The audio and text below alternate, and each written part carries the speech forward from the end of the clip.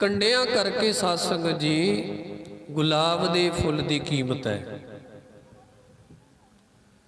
भाव फुल दे नाल कंडे जरूर होणगे।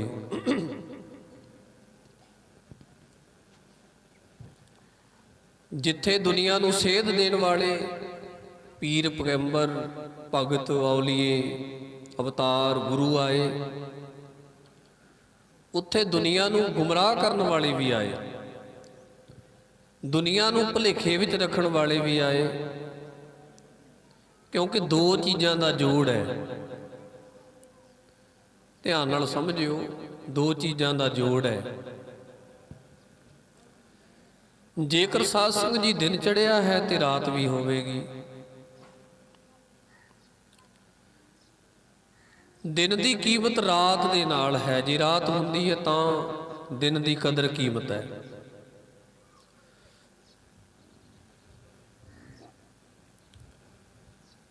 एक पासे पापी लोग ने, विकारी लोग ने, अपराधी लोग ने, ते एक पासे साध संगत जी धर्मी लोग ने, पुन्नी लोग ने, जिहड़े पुण्य करते हैं, भला करते हैं, परोपकार करते हैं। एक पासे साध संगत जी साध लोग ने, एक पासे चोर लोग ने, ठग लोग ने, दुनिया नूं ठगण वाले भी ने। इसे तरह जेकर धर्मी ने, पापी भी ने। जिथे साध संगत जी दुनिया नूं सेध देण वास्ते पीर पैगंबर औलीए आए, उत्थे साध संगत जी धर्म की आड़ दे विच, धर्म नूं ढाल बना के दुनिया नूं ठगण वाले भी आए। जिन्हां ने धर्म नूं मुख रखिया, पर धर्म दे विच कुछ ऐसियां रौह रीतियां पा दित्तियां कि दुनिया के लोगों नूं गुमराह करके उन्हां तों धन दौलत लुटनी शुरू कर दित्ती ते उन्हां नूं डर दे विच, डराबे दे विच जिउणा सिखाया। डर वाला जीवन जिहड़ा लोकां नूं दिता भरम च पा के। साध संगत जी अज एक महान पुरुष कह लो, भगत कह लो, एक महान शख्सियत कह लो, अज एक महान शख्सियत दे प्रकाश दिहाड़े के संबंध में आपां इकट्ठे होए हैं।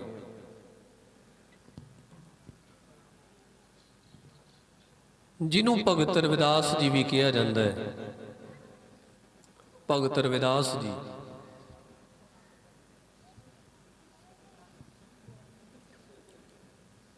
साध संगत जी, भगत रविदास जी एक ऐसे पुरुष होए ने, ऐसी शख्सियत होए ने, जिन्हां ने दुनिया नूं, संसार के लोगों नूं सेध दिती है, भाव जीवन का राह दिता है। असीं जदों पहला छोटे हुंदे सां उदों किते नहीं सी सुनिया वेखिया भी भगत रविदास जी का पुरब सिखां दे विच बहुत घट मनाउंदे सन। तुसीं वेखिया होवेगा आ जिहड़े कुछ क साल लंघे ने, इन्हां सालां दे विच भगत रविदास जी दे इस पुरब नूं बहुतात गिणती दे विच वड्डे पੱਧਰ ते मनाया जाना शुरू हो गया। नगर कीर्तन कीते जांदे ने, अखंड पाठ साहब हुंदे ने, समागम हुंदे ने। पहलां बहुत घट हुंदे सी, हुण बहुत ज़्यादा होण लग पे। साध संगत की जिहड़ी वडियाई है ना भगत दी, वो जरूर हुंदी है, पर समा जरूर लगता है। भगत रविदास जी ना जदों ਬੰਦਗੀ ਕਰਨ ਲੱਗੇ ਅਕਾਲ ਪੁਰਖ ਦੀ, ਪਰਮੇਸ਼ਰ ਦੀ। ਰਵਿਦਾਸ ਢਿਵੰਤਾ ਢੋਰ ਨੀਤ, ਤਿੰਨ ਤਿਆਗੀ ਮਾਇਆ। ਗੁਰੂ ਸਾਹਿਬ ਜੀ ਕਹਿੰਦੇ ਨੇ, ਭਗਤ ਰਵਿਦਾਸ ਜੀ ਸੰਸਾਰ ਦੇ ਵਿੱਚ ਜਾਤੀਵਾਦ ਕਰਕੇ ਇੱਕ ਐਸੀ ਜਾਤ ਨਾਲ ਸੰਬੰਧਿਤ ਸਨ ਜਿਨ੍ਹਾਂ ਦਾ ਕੰਮ ਸਾਧ ਸੰਗਤ ਜੀ ਪਸ਼ੂ ਆਦਿ ਢੋਣਾ ਸੀ, ਭਾਵ ਚਮੜੇ ਦਾ ਕੰਮ ਸੀ। ਵੈਸੇ ਸਾਧ ਸੰਗਤ ਜੀ ਗੁਰੂ ਦੇ ਘਰ ਦੇ ਵਿੱਚ, ਪ੍ਰਮਾਤਮਾ ਦੇ ਘਰ ਦੇ ਵਿੱਚ ਜਾਤ ਪਾਤ ਨੂੰ ਕੋਈ ਥਾਂ ਨਹੀਂ ਹੈ। ਜਾਤਾਂ ਪਾਤਾਂ ਕੋਈ ਮਾਇਨੇ ਨਹੀਂ ਰੱਖਦੀਆਂ। ਸਤਿਗੁਰੂ ਸੱਚੇ ਪਾਤਸ਼ਾਹ ਜੀ ਕਹਿੰਦੇ ਨੇ, ਸਾ ਜਾਤ ਸਾ ਪਤ ਹੈ, ਜਿਹੇ ਕਰਮ ਕਮਾਏ। ਕਹਿੰਦੇ ਭਾਈ, ਜਿਹੋ ਜੇ ਤੂੰ ਕੰਮ ਕਰੇਗਾ ਉਹੋ ਜੀ ਤੇਰੀ ਜਾਤ ਬਣ ਜਾਏਗੀ, ਉਹੋ ਜੀ ਤੇਰੀ ਪੱਤ ਬਣ ਜਾਏਗੀ। ਪੱਤ ਕਹਿੰਦੇ ਇੱਜ਼ਤ ਨੂੰ, ਜਾਤ ਕਹਿੰਦੇ ਨੇ ਜਾਤ ਨੂੰ। ਹੁਣ ਸਾਧ ਸੰਗਤ ਜੀ ਜਿਹੋ ਜਿਹਾ ਕੋਈ ਕੰਮ ਕਰੇਗਾ ਉਹੋ ਜੀ ਉਹਦੀ ਜਾਤ ਹੈ, ਉਹ ਜੀ ਉਹਦੀ ਜਾਤ ਹੈ।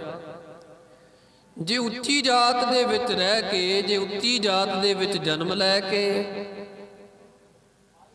ਜੇ ਕੰਮ ਨੀਚਾਂ ਵਾਲੇ ਕਰਨੇ ਨੇ ਤੇ ਉਸ ਜਾਤ ਦੀ ਕੋਈ ਹੈਸੀਅਤ ਨਹੀਂ ਹੈ। ਹਾਂ, ਜੇ ਨੀਵੀਂ ਜਾਤ ਦਾ ਵਿੱਚ ਜਨਮ ਲੈ ਕੇ, ਨੀਵੀਂ ਜਾਤ ਵਿੱਚ ਜਨਮ ਲੈ ਕੇ ਜੇ ਉੱਚੇ ਕੰਮ ਕਰਨੇ ਨੇ, ਉੱਥੇ ਵੀ ਜਾਤ ਨਾਲ ਕੋਈ ਸੰਬੰਧ ਨਹੀਂ। ਸੰਬੰਧ ਹੈ ਕਰਮ ਦੇ ਨਾਲ। ਸੰਬੰਧ ਹੈ ਜੋ ਕਰਮ ਕਰ ਰਿਹਾ ਉਸ ਮੁਤਾਬਕ ਉਹਦੀ ਜਾਤ ਬਣ ਗਈ। ਇਹ ਜਾਤਾਂ ਪਾਤਾਂ ਜਿਹੜੀਆਂ ਨੇ ਨਾ ਸਾਧ ਸੰਗਤ ਜੀ, ਇਹ ਪੁਜਾਰੀ ਲੋਕਾਂ ਨੇ ਸ਼ੁਰੂ ਕੀਤੀਆਂ। ਚਾਰ ਵਰਨਾਂ ਦੇ ਵਿੱਚ ਹਿੰਦੁਸਤਾਨ ਨੂੰ ਵੰਡਿਆ ਗਿਆ। ਜਿਹੜੀ ਹਾਲਾਤ ਸੀ, ਇਹ ਭਗਤਾਂ ਦੇ ਆਉਣ ਤੋਂ ਪਹਿਲਾਂ ਦੇ ਜਿਹੜੇ ਹਾਲਾਤ ਸਨ, ਉਹ ਹਾਲਾਤਾਂ ਦਾ ਵੇਰਵਾ ਹੈ। ਚਾਰ ਵਰਣਾਂ ਦੇ ਵਿੱਚ ਜਾਤਾਂ ਵੰਡੀਆਂ ਗਈਆਂ। ਸਭ ਤੋਂ ਉੱਤੇ ਪੰਡਤਾਂ ਨੂੰ ਰੱਖਿਆ ਗਿਆ, ਬ੍ਰਾਹਮਣਾਂ ਨੂੰ ਰੱਖਿਆ ਗਿਆ। ਇਹ ਸਾਰਿਆਂ ਤੋਂ ਉੱਤੇ ਨੇ, ਭਾਵ ਇਹਨਾਂ ਨੂੰ ਅਧਿਕਾਰ ਹੈ ਵੀ ਇਹ ਵੇਦ ਸ਼ਾਸਤਰ ਪੜ੍ਹ ਸਕਦੇ ਨੇ। ਧਿਆਨ ਨਾਲ ਸੁਣਿਓ, ਬ੍ਰਾਹਮਣਾਂ ਨੂੰ ਅਧਿਕਾਰ ਸੀ ਕਿ ਇਹ ਵੇਦ ਸ਼ਾਸਤਰ ਪੜ੍ਹ ਸਕਦੇ ਨੇ, ਵੇਦ ਸ਼ਾਸਤਰ ਸੁਣਾ ਸਕਦੇ ਨੇ। ਇੱਕ ਵਰਣ ਵੰਡ ਦੇ ਵਿੱਚ ਐਸਾ ਵਰਣ ਬਣਾਇਆ ਗਿਆ ਜਿਨ੍ਹਾਂ ਕੋਲ ਅਧਿਕਾਰ ਸੀ ਕਿ ਉਹ ਵੇਦ ਸ਼ਾਸਤਰ ਪੜ੍ਹ ਸਕਦੇ, ਧਾਰਮਿਕ ਪੁਸਤਕਾਂ ਪੜ੍ਹ ਸਕਦੇ ਤੇ ਉਹਨਾਂ ਦਾ ਗਿਆਨ ਪੜ੍ਹ ਕੇ ਸੁਣਾ ਸਕਦੇ ਹੈ। ਇੱਕ ਵਰਣ ਨੂੰ ਇਹ ਅਧਿਕਾਰ ਦਿੱਤਾ ਗਿਆ। ਦੂਸਰੇ ਨੰਬਰ ਤੇ ਛਤਰੀ ਆਏ। ਛਤਰੀ ਆਪਣੇ ਹੱਥਾਂ ਦੇ ਵਿੱਚ ਸ਼ਸਤਰ ਆਦਿਕ ਪਕੜਦੇ ਸਨ। ਸੂਰਮੇ ਬਲ ਕਰਕੇ, ਤਾਕਤ ਕਰਕੇ ਆਪਣੇ ਹੱਥਾਂ ਦੇ ਵਿੱਚ ਸ਼ਸਤਰ ਫੜਨੇ, ਜੰਗ ਯੁੱਧ ਕਰਨੇ। ਇਹ ਅਧਿਕਾਰ ਛਤਰੀਆਂ ਨੂੰ ਦਿੱਤਾ ਗਿਆ ਵੀ ਤੁਸੀਂ ਸ਼ਸਤਰਾਂ ਨੂੰ ਹੱਥਾਂ ਦੇ ਵਿੱਚ ਪਕੜ ਕੇ ਜੰਗ ਯੁੱਧ ਕਰਨੇ। ਤੀਸਰੇ ਨੰਬਰ ਤੇ ਸ਼ੂਦਰ ਆ ਗਏ। ਸ਼ੂਦਰਾਂ ਨੂੰ ਵੰਡਿਆ ਗਿਆ, ਭਾਵ ਨੀਵਿਆਂ ਦੇ ਵਿੱਚ ਗਿਣਿਆ ਗਿਆ। ਸ਼ੂਦਰ ਭਾਵ ਉਹ ਲੋਕਾਂ ਦੇ ਘਰਾਂ ਦੇ ਵਿੱਚ ਕੰਮ ਕਰਨਗੇ। ਵੇਦ ਸ਼ਾਸਤਰ ਉਹ ਪੜ੍ਹ ਨਹੀਂ ਸਕਦੇ, ਵੇਦ ਸ਼ਾਸਤਰ ਉਹ ਸੁਣ ਨਹੀਂ ਸਕਦੇ, ਵੇਦ ਸ਼ਾਸਤਰਾਂ ਦਾ ਗਿਆਨ ਉਹ ਲੋਕਾਂ ਤਾਈਂ ਵੰਡ ਨਹੀਂ ਸਕਦੇ। ਤੀਸਰੀ ਕੈਟਾਗਰੀ ਦੇ ਵਿੱਚ ਸ਼ੂਦਰ ਰੱਖੇ ਗਏ। ਉਹਨਾਂ ਨੂੰ ਕਿਸੇ ਵੀ ਪ੍ਰਕਾਰ ਦਾ ਕੋਈ ਵੀ ਉੱਚਾ ਕੰਮ ਕਰਨ ਦਾ ਅਧਿਕਾਰ ਨਹੀਂ ਸੀ। ਚੰਗਾ ਉਹ ਪਾ ਨਹੀਂ ਸੀ ਸਕਦੇ, ਕੱਪੜਾ ਆਦਿਕ, ਚੰਗਾ ਭੋਜਨ ਆਦਿਕ ਉਹ ਛਕ ਨਹੀਂ ਸੀ ਸਕਦੇ। ਚੰਗੀ ਗੱਲ, ਗਿਆਨ ਵਾਲੀ ਗੱਲ ਉਹ ਨਹੀਂ ਸੀ ਕਰ ਸਕਦੇ। ਜਦੋਂ ਬੈਠਣ ਦੀ ਗੱਲ ਆਉਂਦੀ ਸੀ, ਹੋਰ ਭਾਵੇਂ ਉੱਚੇ ਹੋ ਕੇ ਬੈਠਣ ਬ੍ਰਾਹਮਣ ਲੋਕ ਜਾਂ ਛਤਰੀ ਲੋਕ ਭਾਵੇਂ ਉੱਚਾ ਬੈਠਣ, ਪਰ ਸ਼ੂਦਰ ਲੋਕਾਂ ਨੂੰ ਇਹ ਅਧਿਕਾਰ ਨਹੀਂ ਸੀ ਕਿ ਉਹਨਾਂ ਦੇ ਬਰਾਬਰ ਬੈਠ ਸਕਣ। ਵਿਤਕਰਾ ਸੀ। ਫਿਰ ਉਹਨਾਂ ਦੇ ਮੱਥੇ ਕੋਈ ਨਹੀਂ ਸੀ ਲੱਗਦਾ। ਆਪਾਂ ਵੀ ਕਈ ਵਾਰ ਕਹਿੰਦੇ ਵੀ ਆਹ ਬੰਦੇ ਦੇ ਮੱਥੇ ਨਾ ਲੱਗੋ, ਇਹ ਬਹੁਤ ਮਾੜਾ ਹੈ। ਆਪਣੀ ਬਹੁਤਾਤ ਸੋਚ ਐਸੀ ਹੀ ਹੈ। ਤੇ ਸਾਧ ਸੰਗਤ ਜੀ, ਜੇਕਰ ਕਿਸੇ ਸ਼ੂਦਰ ਦਾ ਮੂੰਹ ਕੋਈ ਬ੍ਰਾਹਮਣ ਵੇਖ ਲੈਂਦਾ ਸੀ, ਉਹ ਗੰਗਾ ਤੇ ਜਾ ਕੇ ਇਸ਼ਨਾਨ ਕਰਕੇ ਫਿਰ ਆਪਣੇ ਆਪ ਨੂੰ ਪਵਿੱਤਰ ਸਮਝਦਾ ਸੀ ਵੀ ਮੈਂ ਤਾਂ ਪਵਿੱਤਰ ਹੋਇਆ ਜੇ ਮੈਂ ਗੰਗਾ ਤੇ ਇਸ਼ਨਾਨ ਕਰ ਲਿਆ। ਵੀ ਸ਼ੂਦਰ ਦਾ ਮੂੰਹ ਵੇਖਣ ਨਾਲ ਵੀ ਅਪਵਿੱਤਰਤਾ ਮਹਿਸੂਸ ਕਰਦੇ ਸੀ। ਇਹਨੂੰ ਕਹਿੰਦੇ ਨੇ ਵਰਨ ਵੰਡ, ਇਹਨੂੰ ਕਹਿੰਦੇ ਨੇ ਜਾਤੀ ਵੰਡ। ਫਿਰ ਵੈਸ ਆਏ, ਚੌਥੀ ਕੈਟਾਗਰੀ ਦੇ ਵਿੱਚ ਵੈਸ ਆਏ। ਵੈਸ ਭਾਵ ਕਾਮੇ ਬਣ ਕੇ ਲੋਕਾਂ ਦੇ ਘਰਾਂ 'ਚ ਕੰਮ ਕਰਨਾ, ਖੇਤਾਂ 'ਚ ਕੰਮ ਕਰਨਾ, ਲੋਕਾਂ ਦੇ ਕੰਮ ਕਰਨੇ, ਉਹ ਵੈਸਾਂ ਦਾ ਕੰਮ ਸੀ। ਖੱਤਰੀ, ਬ੍ਰਾਹਮਣ, ਸੂਦ, ਵੈਸ, ਇਹ ਚਾਰ ਕੈਟਾਗਰੀਆਂ ਬਣੀਆਂ। ਛਤਰੀ ਸਾਧ ਸੰਗਤ ਜੀ ਹੱਥਾਂ 'ਚ ਸ਼ਸਤਰ ਪਕੜ ਕੇ ਯੁੱਧ ਕਰਦੇ ਸਨ। ਬ੍ਰਾਹਮਣ ਵੇਦ ਸ਼ਾਸਤਰ ਪੜ੍ਹ ਕੇ ਸੁਣਾਉਂਦੇ ਸਨ। ਸ਼ੂਦਰ ਔਰ ਵੈਸ ਲੋਕਾਂ ਦੇ ਘਰਾਂ ਦੇ ਵਿੱਚ ਵੈਸ ਲੋਕ ਕੰਮ ਕਰਦੇ ਸੀ। ਸ਼ੂਦਰਾਂ ਨੂੰ ਕੋਈ ਮੂੰਹ ਨਹੀਂ ਸੀ ਲਾਉਂਦਾ, ਉਹਨਾਂ ਨੂੰ ਭ੍ਰਿਸ਼ਟੇ ਹੋਏ ਲੋਕ ਕਿਹਾ ਜਾਂਦਾ ਸੀ। ਉਹ ਵਿਚਾਰੇ ਆਪਣਾ ਛੋਟਾ ਮੋਟਾ ਕੰਮ ਕਰਕੇ ਆਪਣਾ ਘਰ ਦਾ ਗੁਜ਼ਾਰਾ, ਪਰਿਵਾਰ ਦਾ ਗੁਜ਼ਾਰਾ ਕਰਦੇ ਸਨ। ਜੇਕਰ ਕੋਈ ਸ਼ੂਦਰ ਆਪਣੇ ਮੂੰਹ ਦੇ ਨਾਲ, ਆਪਣੀ ਜੀਭ ਦੇ ਨਾਲ ਪਰਮੇਸ਼ਰ ਦਾ ਨਾਮ ਲੈ ਵੀ ਲੈਂਦਾ ਸੀ ਤੇ ਉਹਦੀ ਜੀਭ ਕੱਟ ਦਿੱਤੀ ਜਾਂਦੀ ਸੀ। ਇਹ ਹਾਲਾਤ ਨੇ ਹਿੰਦੁਸਤਾਨ ਦੇ ਪਿਛਲੇ ਸਮੇਂ ਦੇ ਵਿੱਚ।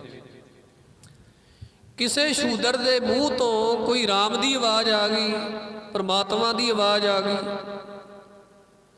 ਉਹਦੀ ਜੀਭ ਕੱਟ ਦਿੱਤੀ ਜਾਂਦੀ ਸੀ, ਜ਼ੁਬਾਨ ਕੱਟ ਦਿੱਤੀ ਜਾਂਦੀ ਸੀ। ਇਹ ਹੁੰਦਾ ਕੌਣ ਹੈ? ਇਹਨੂੰ ਅਧਿਕਾਰ ਕਿਹਨੇ ਦਿੱਤਾ ਹੈ? ਜੇ ਕਿਤੇ ਕੰਨਾਂ ਦੇ ਨਾਲ ਕਿਸੇ ਸ਼ੂਦਰ ਦੇ ਕੰਨ ਦੇ ਵਿੱਚ ਕਿਸੇ ਵੇਦ ਸ਼ਾਸਤਰ ਦਾ ਗਿਆਨ ਪੈ ਜਾਂਦਾ ਸੀ, ਉੱਚੀਆਂ ਜਾਤਾਂ ਵਾਲਿਆਂ ਨੂੰ ਜੇਕਰ ਪਤਾ ਲੱਗ ਜੇ ਵੀ ਆਹ ਫਲਾਣੇ ਸ਼ੂਦਰ ਨੇ ਆਪਣੇ ਕੰਨਾਂ ਵਿੱਚ ਕਿਸੇ ਵੇਦ ਸ਼ਾਸਤਰ ਦਾ ਗਿਆਨ ਪਾ ਲਿਆ, ਸੁਣ ਲਿਆ, ਉਹਦੇ ਕੰਨ ਦੇ ਵਿੱਚ ਸਿੱਕਾ ਢਾਲ ਕੇ ਪਾ ਦਿੱਤਾ ਜਾਂਦਾ ਸੀ। ਸਿੱਕਾ ਇੱਕ ਧਾਤ ਹੁੰਦੀ ਹੈ, ਪੁਰਾਣੇ ਬਜ਼ੁਰਗ ਜਾਣਦੇ ਹੋਣਗੇ। ਸਿੱਕਾ ਇੱਕ ਧਾਤ ਹੁੰਦੀ ਹੈ, ਮੈਟਲ ਹੈ, ਧਾਤ ਹੈ। ਜਿਵੇਂ ਇੱਕ ਕਲੀ ਹੁੰਦੀ ਹੈ ਭਾਂਡਿਆਂ ਨੂੰ, ਪਿੱਤਲ ਦੇ ਭਾਂਡਿਆਂ ਨੂੰ ਆਪਾਂ ਕਲੀ ਕਰਦੇ ਹਾਂ, ਉਵੇਂ ਇੱਕ ਸਿੱਕਾ ਹੁੰਦਾ ਹੈ। ਸਿੱਕਾ ਢਾਲ ਕੇ ਉਹਨੂੰ ਗਰਮ ਕਰਕੇ ਉਹਦੇ ਕੰਨ 'ਚ ਪਾ ਦਿੱਤਾ ਜਾਂਦਾ ਸੀ ਵੀ ਨੇ ਪਰਮਾਤਮਾ ਦਾ, ਪਰਮੇਸ਼ਰ ਦਾ ਨਾਮ ਸੁਣਿਆ। ਤੇ ਸੁਣਿਆ ਕਿਉਂ? ਸਿੱਕਾ ਢਾਲ ਕੇ ਕੰਨ 'ਚ ਪਾ ਦਿਓ ਵੀ ਮੁੜ ਕੇ ਸੁਣਨ ਜੋਗਾ ਨਾ ਰਵੇ। ਹਾਲਾਤ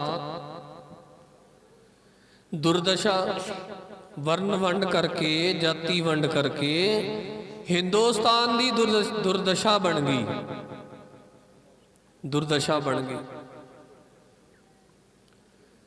ਸਾਧ ਸੰਗਤ ਜੀ, ਜਿਹੜੇ ਉੱਚ ਅਹੁਦਿਆਂ ਦੇ ਆਪਣੇ ਆਪ ਨੂੰ ਬ੍ਰਾਹਮਣ ਕਹਾਉਣ ਵਾਲੇ, ਉਹ ਸਾਧ ਸੰਗਤ ਜੀ ਧਰਮ ਦੀ ਆੜ ਦੇ ਵਿੱਚ ਹਾਵੀ ਹੋ ਗਏ ਲੋਕਾਂ ਤੇ। ਅੱਜ ਸਾਨੂੰ ਕੋਈ ਭਰਮ ਜਾਲ ਵਿੱਚ ਪਾ ਕੇ ਸਾਧ ਸੰਗਤ ਜੀ ਭਾਵੇਂ ਸਾਡਾ ਸਾਰਾ ਘਰ ਲੁੱਟ ਲਵੇ, ਸਾਨੂੰ ਪਤਾ ਹੀ ਨਹੀਂ ਲੱਗਣਾ, ਪਤਾ ਹੀ ਨਹੀਂ ਲੱਗਣਾ।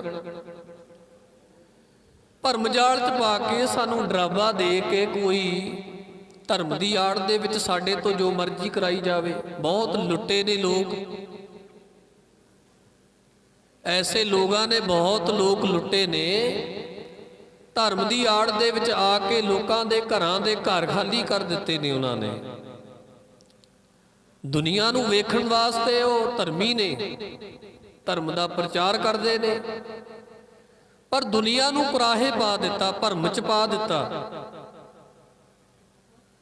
ਭਰਮ ਚ ਪਾਉਣ ਤੋਂ ਭਾਵ ਹੈ ਵੀ ਦੁਨੀਆ ਨੂੰ ਕੁਰਾਹੇ ਪਾ ਦਿੱਤਾ, ਦੁਨੀਆ ਨੂੰ ਸੇਧ ਹੀ ਐਸੀ ਦਿੱਤੀ ਜਿਹੜੀ ਸੰਸਾਰ ਦੇ ਲੋਕਾਂ ਵਾਸਤੇ ਭਲਾਈ ਨਹੀਂ ਸੀ, ਪਰ ਲੋਕਾਂ ਨੂੰ ਗੁੰਮਰਾਹ ਕਰਕੇ ਸਾਧ ਸੰਗਤ ਜੀ ਉਹਨਾਂ ਨੇ ਡਰਾ ਕੇ ਲੋਕਾਂ ਨੂੰ ਭਰਮ ਜਾਲ ਦੇ ਵਿੱਚ ਫਸਾ ਦਿੱਤਾ ਤੇ ਆਪਣੇ ਆਪ ਨੂੰ ਸਾਧ ਸੰਗਤ ਜੀ ਉੱਚਾ ਸਮਝਿਆ ਵੀ ਜੋ ਅਸੀਂ ਆ ਹੋਰ ਦੂਸਰਾ ਕੋਈ ਨਹੀਂ। ਜਿਨ੍ਹਾਂ ਹਾਲਾਤਾਂ ਦੇ ਵਿੱਚ ਭਗਤ ਰਵਿਦਾਸ ਜੀ ਨੇ ਜਨਮ ਲਿਆ ਉਹ ਹਾਲਾਤ ਵੀ ਐਸੇ ਤਰ੍ਹਾਂ ਦੇ ਸਨ। ਉਹ ਹਾਲਾਤ ਵੀ ਜਿਹੜੇ ਹਾਲਾਤਾਂ ਦੀ ਆਪਾਂ ਗੱਲ ਕੀਤੀ ਹੈ, ਐਸੇ ਹੀ ਹਾਲਾਤਾਂ ਵਿੱਚ ਭਗਤ ਰਵਿਦਾਸ ਜੀ ਨੇ ਜਨਮ ਲਿਆ। ਸੰਸਾਰ ਕਰਾਓ ਰੀਤੀ ਮੁਤਾਬਕ ਭਗਤ ਰਵਿਦਾਸ ਜੀ ਚਮਾਰ ਜਾਤੀ ਦੇ ਨਾਲ ਸੰਬੰਧਿਤ ਘਰਾਣੇ ਵਿੱਚ ਪੈਦਾ ਹੋਏ। ਮੇਰੀ ਜਾਤ ਕਮੀਨੀ ਪਾਤ ਕਮੀਨੀ ਊਸ਼ਾ ਜਨਮ ਹਮਾਰਾ, ਤੁਮ ਸਰਣਾਗਤ ਰਾਜਾ ਰਾਮਚੰਦ ਕਹਿ ਰਵਿਦਾਸ ਚਮਾਰਾ। ਕਈ ਵਾਰ ਚਮਾਰ ਸ਼ਬਦ ਭਗਤ ਜੀ ਨੇ ਵਰਤਿਆ।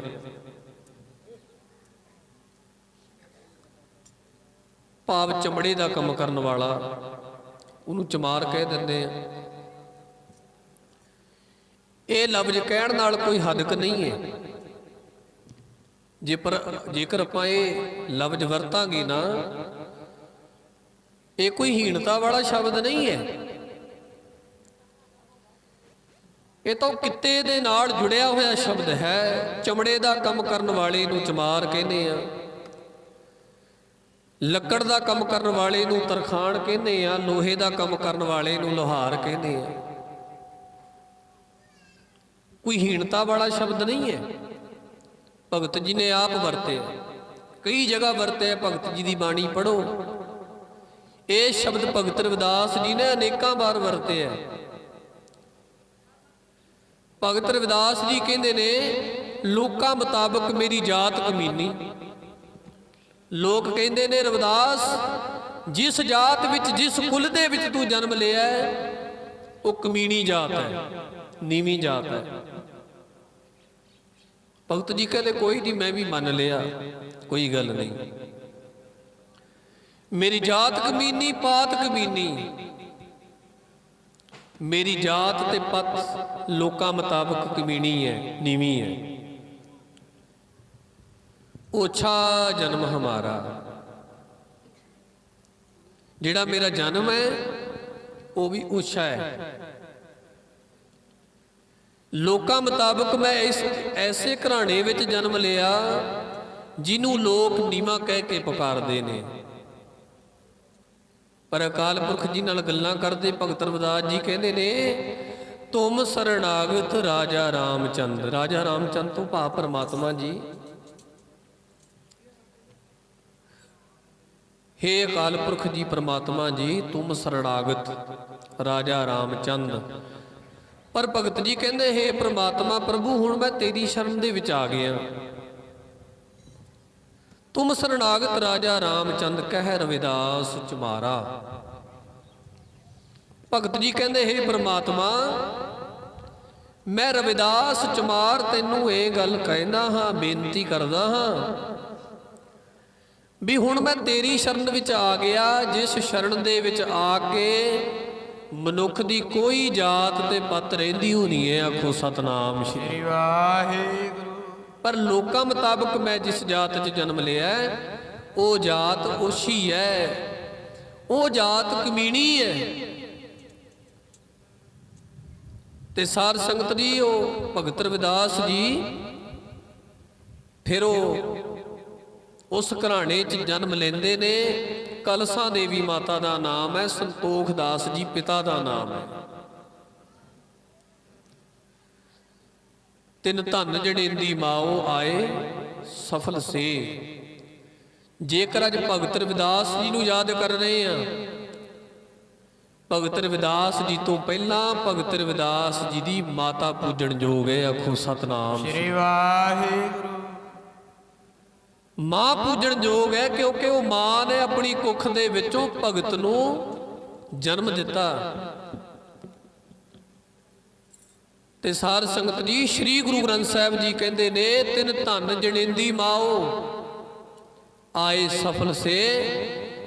ਜਿਨ੍ਹਾਂ ਦੀ ਕੁੱਖ ਦੇ ਵਿੱਚੋਂ ਭਗਤ ਜਨਮ ਲੈਂਦਾ ਹੈ, ਉਹਦੀ ਮਾਂ ਦੀ ਕੁੱਖ ਧਨਤਾ ਦੇ ਯੋਗ ਹੈ। ਜਿਹੜੀ ਮਾਂ ਆਪਣੇ ਬੱਚੇ ਨੂੰ ਭਗਤ ਨਹੀਂ ਬਣਾ ਸਕਦੀ, ਜਿਹੜੀ ਭਗਤ ਨੂੰ ਜਨਮ ਨਹੀਂ ਦੇ ਸਕਦੀ, ਸੂਰਮੇ ਨੂੰ ਜਨਮ ਨਹੀਂ ਦੇ ਸਕਦੀ, ਦਾਨੀ ਨੂੰ ਸਾਧ ਸੰਗਤ ਜੀ ਜਨਮ ਨਹੀਂ ਦੇ ਸਕਦੀ, ਦਾਤੇ ਨੂੰ ਜਨਮ ਨਹੀਂ ਦੇ ਸਕਦੀ, ਸ੍ਰੀ ਗੁਰੂ ਗ੍ਰੰਥ ਸਾਹਿਬ ਜੀ ਮੋਹਰ ਲਾਉਂਦੇ ਨੇ, ਕਹਿੰਦੇ ਉਹ ਮਾਂ ਦੀ ਜਿਹੜੀ ਗੋਦ ਹੈ ਨਾ, ਕੁੱਖ ਹੈ ਜਿਹੜੀ, ਉਹ ਬਾਂਹ ਜੀ ਰਹਿ ਜੇ ਤਾਂ ਚੰਗੀ ਹੈ। ਜਿਨ ਹਰ ਹਿਰਦੈ ਨਾਮ ਨਾ ਵਸਿਓ, ਤਿਨ ਮਾਤ ਕੀਜੈ ਹਰ ਵੰਜਾ। ਤਿਨ ਸੁੰਝੀ ਦੇਹ ਫਿਰੈ ਬਿਨ ਨਾਵੈ, ਓਏ ਖਪ ਖਪ ਮੂਏ ਕਰੰਜਾ। ਜਨਨੀ ਜਨੈ ਤਾਂ ਭਗਤ ਜਨ, ਜਨਨੀ ਜਨੈ ਤਾਂ ਭਗਤ ਜਨ ਕੈ, ਦਾਤਾ ਕੈ ਸੂਰ ਨਹੀਂ ਤਾਂ ਜਨਨੀ ਬਾਂਝ ਰਹਿ। ਜੇਕਰ ਕਿਸੇ ਮਾਂ ਨੇ ਜਨਮ ਦੇਣਾ, ਉਹ ਭਗਤ ਨੂੰ ਜਨਮ ਦੇਵੇ, ਬੰਦਗੀ ਕਰਨ ਵਾਲੇ ਨੂੰ ਜਨਮ ਦੇਵੇ, ਇਹੋ ਜਿਹੇ ਪੁੱਤਰ ਨੂੰ, ਐਸੀ ਧੀ ਨੂੰ ਜਨਮ ਦੇਵੇ ਜਿਹੜੀ ਦੁਨੀਆ ਵਾਸਤੇ ਚਾਨਣ ਮੁਨਾਰਾ ਹੋਵੇ। ਮਾਂ ਐਸੇ ਪੁੱਤਰ ਨੂੰ ਜਨਮ ਦੇਵੇ ਜਿਹੜਾ ਦਾਤਾ ਹੋਵੇ, ਵੰਡਣ ਵਾਲਾ ਹੋਵੇ, ਲੋਕ ਭਲਾਈ ਵਿੱਚ ਕੰਮ ਕਰੇ। ਮਾਂ ਐਸੇ ਪੁੱਤਰ ਨੂੰ ਜਨਮ ਦੇਵੇ, ਐਸੇ ਬੱਚੇ ਨੂੰ ਮਾਂ ਜਨਮ ਦੇਵੇ ਜਿਹੜਾ ਸੂਰਮਾ ਹੋਵੇ, ਧਰਮ ਵਾਸਤੇ, ਕੌਮ ਵਾਸਤੇ ਖੜ ਜਾਵੇ। ਜੇਕਰ ਮਾਂ ਨੇ ਜਨਮ ਦੇਣਾ, ਭਗਤ ਨੂੰ ਜਨਮ ਦੇਵੇ, ਸੂਰਮੇ ਨੂੰ ਜਨਮ ਦੇਵੇ, ਦਾਤੇ ਨੂੰ ਜਨਮ ਦੇਵੇ।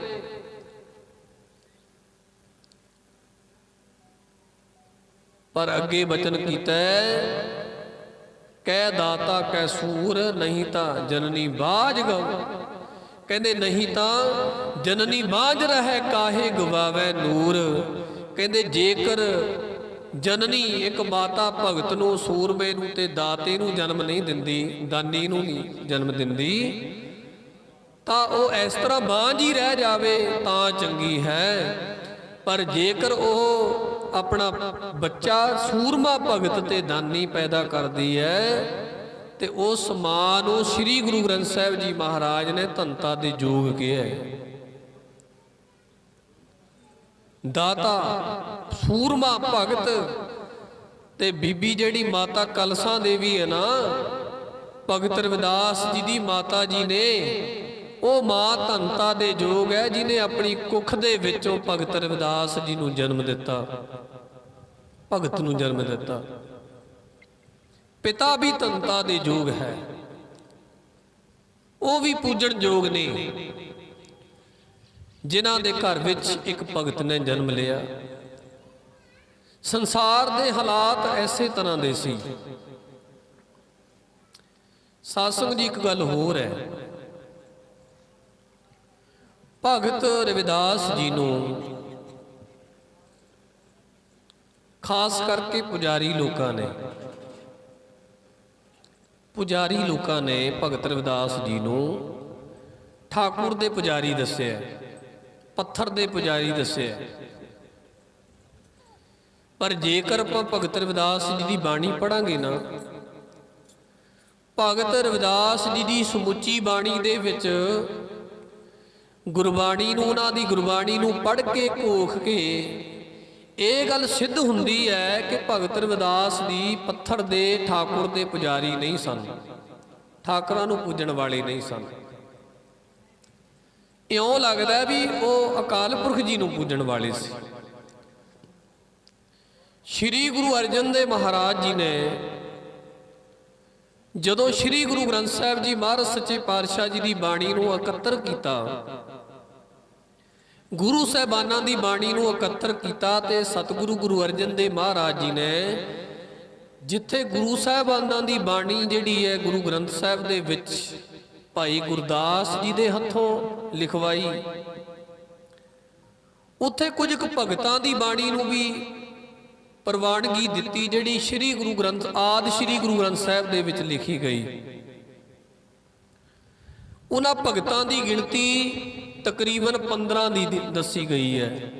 15 ਭਗਤਾਂ ਦੀ ਬਾਣੀ ਸ੍ਰੀ ਗੁਰੂ ਗ੍ਰੰਥ ਸਾਹਿਬ ਦੇ ਵਿੱਚ ਹੈ ਤੇ ਜਿਨ੍ਹਾਂ ਦੇ ਵਿੱਚ ਇੱਕ ਭਗਤ ਹੋਏ ਨੇ ਭਗਤ ਰਵਿਦਾਸ ਜੀ। ਸ਼੍ਰੋਮਣੀ ਭਗਤ ਰਵਿਦਾਸ ਜੀ ਦੀ ਬਾਣੀ ਨੂੰ ਵੀ ਸ੍ਰੀ ਗੁਰੂ ਅਰਜਨ ਦੇਵ ਮਹਾਰਾਜ ਜੀ ਨੇ ਪ੍ਰਵਾਨਗੀ ਦੇ ਕੇ ਆਦਿ ਸ੍ਰੀ ਗੁਰੂ ਗ੍ਰੰਥ ਸਾਹਿਬ ਜੀ ਮਹਾਰਾਜ ਦੀ ਬਾਣੀ 'ਚ ਅੰਕਿਤ ਕੀਤਾ, ਜਿਹੜੀ ਪੜ੍ਹੀ ਜਾਂਦੀ ਹੈ। ਹੁਣ ਗੁਰੂ ਅਰਜਨ ਦੇਵ ਮਹਾਰਾਜ ਜੀ ਨੇ ਭਗਤ ਜੀ ਦੀ ਬਾਣੀ ਦੇ ਵਿੱਚੋਂ ਕੀ ਵੇਖਿਆ? ਭਗਤ ਰਵਿਦਾਸ ਜੀ ਦੀ ਬਾਣੀ ਦੇ ਵਿੱਚ ਸੱਚ ਸੀ। ਭਗਤ ਰਵਿਦਾਸ ਜੀ ਦੀ ਬਾਣੀ ਦੇ ਵਿੱਚ ਇੱਕ ਜੀਵਨ ਦੇ ਸਿਧਾਂਤ ਸਨ ਤੇ ਉਸ ਸਿਧਾਂਤਾਂ ਨੂੰ ਵੇਖ ਕੇ, ਉਸ ਸੱਚ ਨੂੰ ਵੇਖ ਕੇ ਭਗਤ ਰਵਿਦਾਸ ਜੀ ਦੀ ਬਾਣੀ ਗੁਰੂ ਅਰਜਨ ਦੇਵ ਮਹਾਰਾਜ ਜੀ ਨੇ ਭਾਈ ਗੁਰਦਾਸ ਜੀ ਦੇ ਹੱਥੋਂ ਆਦਿ ਸ੍ਰੀ ਗੁਰੂ ਗ੍ਰੰਥ ਸਾਹਿਬ ਜੀ ਮਹਾਰਾਜ ਵਿੱਚ ਅੰਕਿਤ ਕਰਵਾਈ। ਤੇ ਤੁਸੀਂ ਪੜ੍ਹ ਕੇ ਵੇਖਿਓ, ਬੜੀ ਸੇਧ ਦੇਣ ਵਾਲੀ ਭਗਤ ਰਵਿਦਾਸ ਜੀ ਦੀ ਬਾਣੀ ਹੈ। ਉਹਨਾਂ ਦੀ ਇੱਕ ਤੁਕਤ ਬੜੀ ਪ੍ਰਚਲਿਤ ਤੁਕ ਹੈ। ਭਗਤ ਰਵਿਦਾਸ ਜੀ ਕਹਿੰਦੇ ਨੇ, ਹਰ ਸੋ ਹੀਰਾ ਛਾੜ ਕੇ, ਹਰ ਸੋ ਹੀਰਾ ਛਾੜ ਕੇ ਕਰੈ ਆਨ ਕੀ ਆਸ। ਇਹ ਤੁਕ ਨੂੰ ਜਦੋਂ ਪੜ੍ਹ ਲਾਂਗੇ ਤੇ ਸਿੱਧ ਹੋ ਜਾਏਗਾ ਕਿ ਭਗਤ ਰਵਿਦਾਸ ਦੀ ਪੱਥਰ ਦੇ ਪੁਜਾਰੀ ਨਹੀਂ ਸਨ। ਇਹ ਬਾਣੀ ਦੀ ਪੰਕਤੀ ਪੜ੍ਹ ਕੇ ਸਿੱਧ ਹੋ ਜਾਏਗਾ ਕਿ ਭਗਤ ਰਵਿਦਾਸ ਜੀ ਠਾਕੁਰਾਂ ਨੂੰ ਪੂਜਣ ਵਾਲੇ ਨਹੀਂ ਸਨ। ਕੀ ਕਿਹਾ? ਹਰ ਸੋ ਹੀਰਾ ਛਾੜ ਕੇ ਕਰੈ ਆਨ ਕੀ ਆਸ। ਕਹਿੰਦੇ ਪਰਮੇਸ਼ਰ ਰੂਪੀ ਹੀਰਾ ਛੱਡ ਕੇ ਭਾਈ ਜੇਕਰ ਆਨ ਭਾਵ ਕਿਸੇ ਹੋਰ ਚੀਜ਼ ਦੀ, ਕਿਸੇ ਮੂਰਤ ਦੀ, ਕਿਸੇ ਪੱਥਰ ਦੀ ਕੋਈ ਆਸ ਰੱਖ ਲਵੇ ਨਾ, ਤੇ ਭਗਤ ਜੀ ਕਹਿੰਦੇ ਨੇ ਤੇ ਨਰ ਦੋਜਕ ਜਾਹੇਂਗੇ। ਦੋਜਕ ਕਹਿੰਦੇ ਨੇ ਨਰਕ ਨੂੰ। ਤੇ ਨਰ ਦੋਜਕ ਜਾਹੇਂਗੇ ਸਤ ਭਾਖੈ ਰਵਿਦਾਸ। ਸਤ ਕਹਿੰਦੇ ਨੇ ਸੱਚ, ਭਾਖੈ ਤੋਂ ਭਾਵ ਬੋਲਣਾ। ਰਵਿਦਾਸ ਜੀ ਕਹਿੰਦੇ, ਰਵਿਦਾਸ ਬੋਲਦਾ ਸੱਚ ਬੋਲਦਾ ਭਾਈ। ਜਿਨ੍ਹਾਂ ਨੇ ਪਰਮੇਸ਼ਰ ਰੂਪੀ ਹੀਰੇ ਨੂੰ ਛੱਡ ਕੇ ਕਿਸੇ ਹੋਰ ਚੀਜ਼ ਨੂੰ ਪੂਜਣਾ ਸ਼ੁਰੂ ਕਰ ਦਿੱਤਾ, ਉਹ ਨਰਕਾਂ ਨੂੰ ਜਾਣਗੇ। ਆਖੋ ਸਤਨਾਮ ਸ਼੍ਰੀ ਵਾਹਿਗੁਰੂ। ਹਰ ਸੋ ਹੀਰਾ ਛੱਡ ਕੇ, ਹਰ ਸੋ ਹੀਰਾ ਛੱਡ ਕੇ, ਹਰ ਸੋ ਹੀਰਾ ਛਾੜ ਕੇ, ਹਰ ਸੋ ਹੀਰਾ ਛਾੜ ਕੇ, ਹਰ ਸੋ ਹੀਰਾ ਛੱਡ ਕੇ, ਹਰ ਸੋ ਹੀਰਾ ਛਾੜ ਕੇ ਕਰੇ ਆਨ ਕੀ ਆਸ। ਹਰ ਸੋ ਹੀਰਾ ਛੱਡ ਕੇ, ਹਰ ਸੋ ਹੀਰਾ ਛੱਡ ਕੇ ਕਰੇ ਆਨ ਕੀ ਆਸ। ਹਰ ਸੋ ਹੀਰਾ ਛਾੜ ਕੇ, ਹਰ ਸੋ ਹੀਰਾ ਛਾੜ ਕੇ ਕਰੇ ਆਨ ਕੀ ਆਸ। ਹਰ ਸੋ ਹੀਰਾ ਛਾੜ ਕੇ, ਹਰ ਸੋ ਹੀਰਾ ਛਾੜ ਕੇ ਤੇ ਨਰ ਦੋਜਕ ਜਾਹੇਂਗੇ, ਤੇ ਨਰ ਦੋਜਕ ਜਾਹੇਂਗੇ। ਤੇ ਨਰ ਦੋਜਕ ਜਾਏਂਗੇ, ਤੇ ਨਰ ਦੋਜਕ ਜਾਏਂਗੇ, ਤੇ ਨਰ ਦੋਜਕ ਜਾਹੇਂਗੇ। ਤੇ ਨਰ ਦੋਜਕ ਜਾਏਂਗੇ। ਸਤ ਭਾਖੈ ਰਵਿਦਾਸ। ਹਰ ਸੋ ਹੀਰਾ ਛਾੜ ਕੇ, ਹਰ ਸੋ ਹੀਰਾ ਛਾੜ ਕੇ ਕਰੇ ਆਨ ਕੀ ਆਸ। ਹਰ ਸੋ ਹੀਰਾ ਛਾੜ ਕੇ, ਹਰ ਸੋ ਹੀਰਾ ਛਾੜ ਕੇ ਕਰੇ ਆਨ ਕੀ ਆਸ। ਹਰ ਸੋ ਹੀਰਾ ਛਾੜ ਕੇ, ਹਰ ਸੋ ਹੀਰਾ ਛਾੜ ਕੇ ਹਰ ਸੋ ਹੀਰਾ ਛਾੜ ਕੇ ਕਰੇ ਆਨ ਕੀ ਆਸ। ਤੇ ਨਰ ਦੋਜਕ ਜਾਹੇਂਗੇ, ਸਤ ਭਾਖੈ ਰਵਿਦਾਸ। दुजा छाड़ कै करहे आन की आस, ते नर दोजक जाहेंगे सत भाखै रविदास। ਲੈ ਹੁਣ ਮੋਹਰ ਲੱਗ ਗਈ ਵੀ ਭਗਤ ਰਵਿਦਾਸ ਜੀ ਠਾਕੁਰ ਦੇ ਪੁਜਾਰੀ ਨਹੀਂ ਸਨ। ਉਹ ਅਕਾਲ ਪੁਰਖ ਨੂੰ ਪੂਜਣ ਵਾਲੇ ਸੀ, ਉਹ ਪ੍ਰਮਾਤਮਾ ਨੂੰ ਪੂਜਣ ਵਾਲੇ ਸੀ, ਉਹ ਰਾਮ ਨੂੰ ਪੂਜਣ ਵਾਲੇ ਸੀ। ਉਸ ਰਾਮ ਨੂੰ ਪੂਜਣ ਵਾਲੇ ਸੀ ਜਿਹੜਾ ਸਾਰਿਆਂ ਦੇ ਵਿੱਚ ਰਮਿਆ ਹੋਇਆ ਹੈ। ਆਖੋ ਸਤਨਾਮ ਸ਼੍ਰੀ ਵਾਹਿਗੁਰੂ। ਸਾਰਿਆਂ ਵਿੱਚ ਰਮਿਆ ਹੋਇਆ। ਤੇ ਸਾਧ ਸੰਗਤ ਜੀ ਅਨੇਕਾਂ ਕੌਤਕ ਨੇ ਉਹਨਾਂ ਦੇ ਜੀਵਨ ਦੇ, ਅਨੇਕਾਂ ਕੌਤਕ, ਬੇਅੰਤ ਕੌਤਕ ਨੇ ਜਿਨ੍ਹਾਂ ਦੇ ਵਿੱਚ ਭਗਤ ਰਵਿਦਾਸ ਜੀ ਨੇ ਦੁਨੀਆ ਦੇ ਲੋਕਾਂ ਨੂੰ ਸੇਧ ਦਿੱਤੀ। ਨੀਚ ਕੁਲ ਹਰ ਜਪਤਿਆਂ ਉੱਤਮ ਪਦਵੀ ਪਾਹੇ। ਇਹ ਸਾਧ ਸੰਗਤ ਜੀ ਸਿੱਧ ਕਰਕੇ ਵਿਖਾਤਾ ਵੀ ਇਹ ਦੁਨੀਆ ਦੇ ਲੋਕੋ ਨੀਚ ਜਾਤ ਦੇ ਵਿੱਚ ਪੈਦਾ ਹੋ ਕੇ ਵੀ ਉੱਚੀ ਪਦਵੀ ਨੂੰ ਪ੍ਰਾਪਤ ਕੀਤਾ ਜਾ ਸਕਦਾ ਹੈ। ਆਖੋ ਸਤਨਾਮ ਸ਼੍ਰੀ ਵਾਹਿਗੁਰੂ। ਪਰਮਾਤਮਾ ਦੀ ਉੱਚ ਪਦਵੀ ਨੂੰ ਪ੍ਰਾਪਤ ਕੀਤਾ ਜਾ ਸਕਦਾ ਹੈ। ਨੀਚ ਜਾਤ ਹਰ ਜਪਤਿਆਂ, ਜਪਿਆ ਨਹੀਂ ਭਗਤ ਰਵਿਦਾਸ ਜੀ ਨੇ, ਨਾਲੇ ਤਾਂ ਕੰਮਕਾਰ ਕਰਦੇ ਨੇ ਤੇ ਨਾਲੇ ਪਰਮਾਤਮਾ ਨੂੰ ਜਪਦੇ ਨੇ, ਜਪਦੇ ਨੇ, ਛਪਰੀ 'ਚ ਰਹਿੰਦੇ ਨੇ।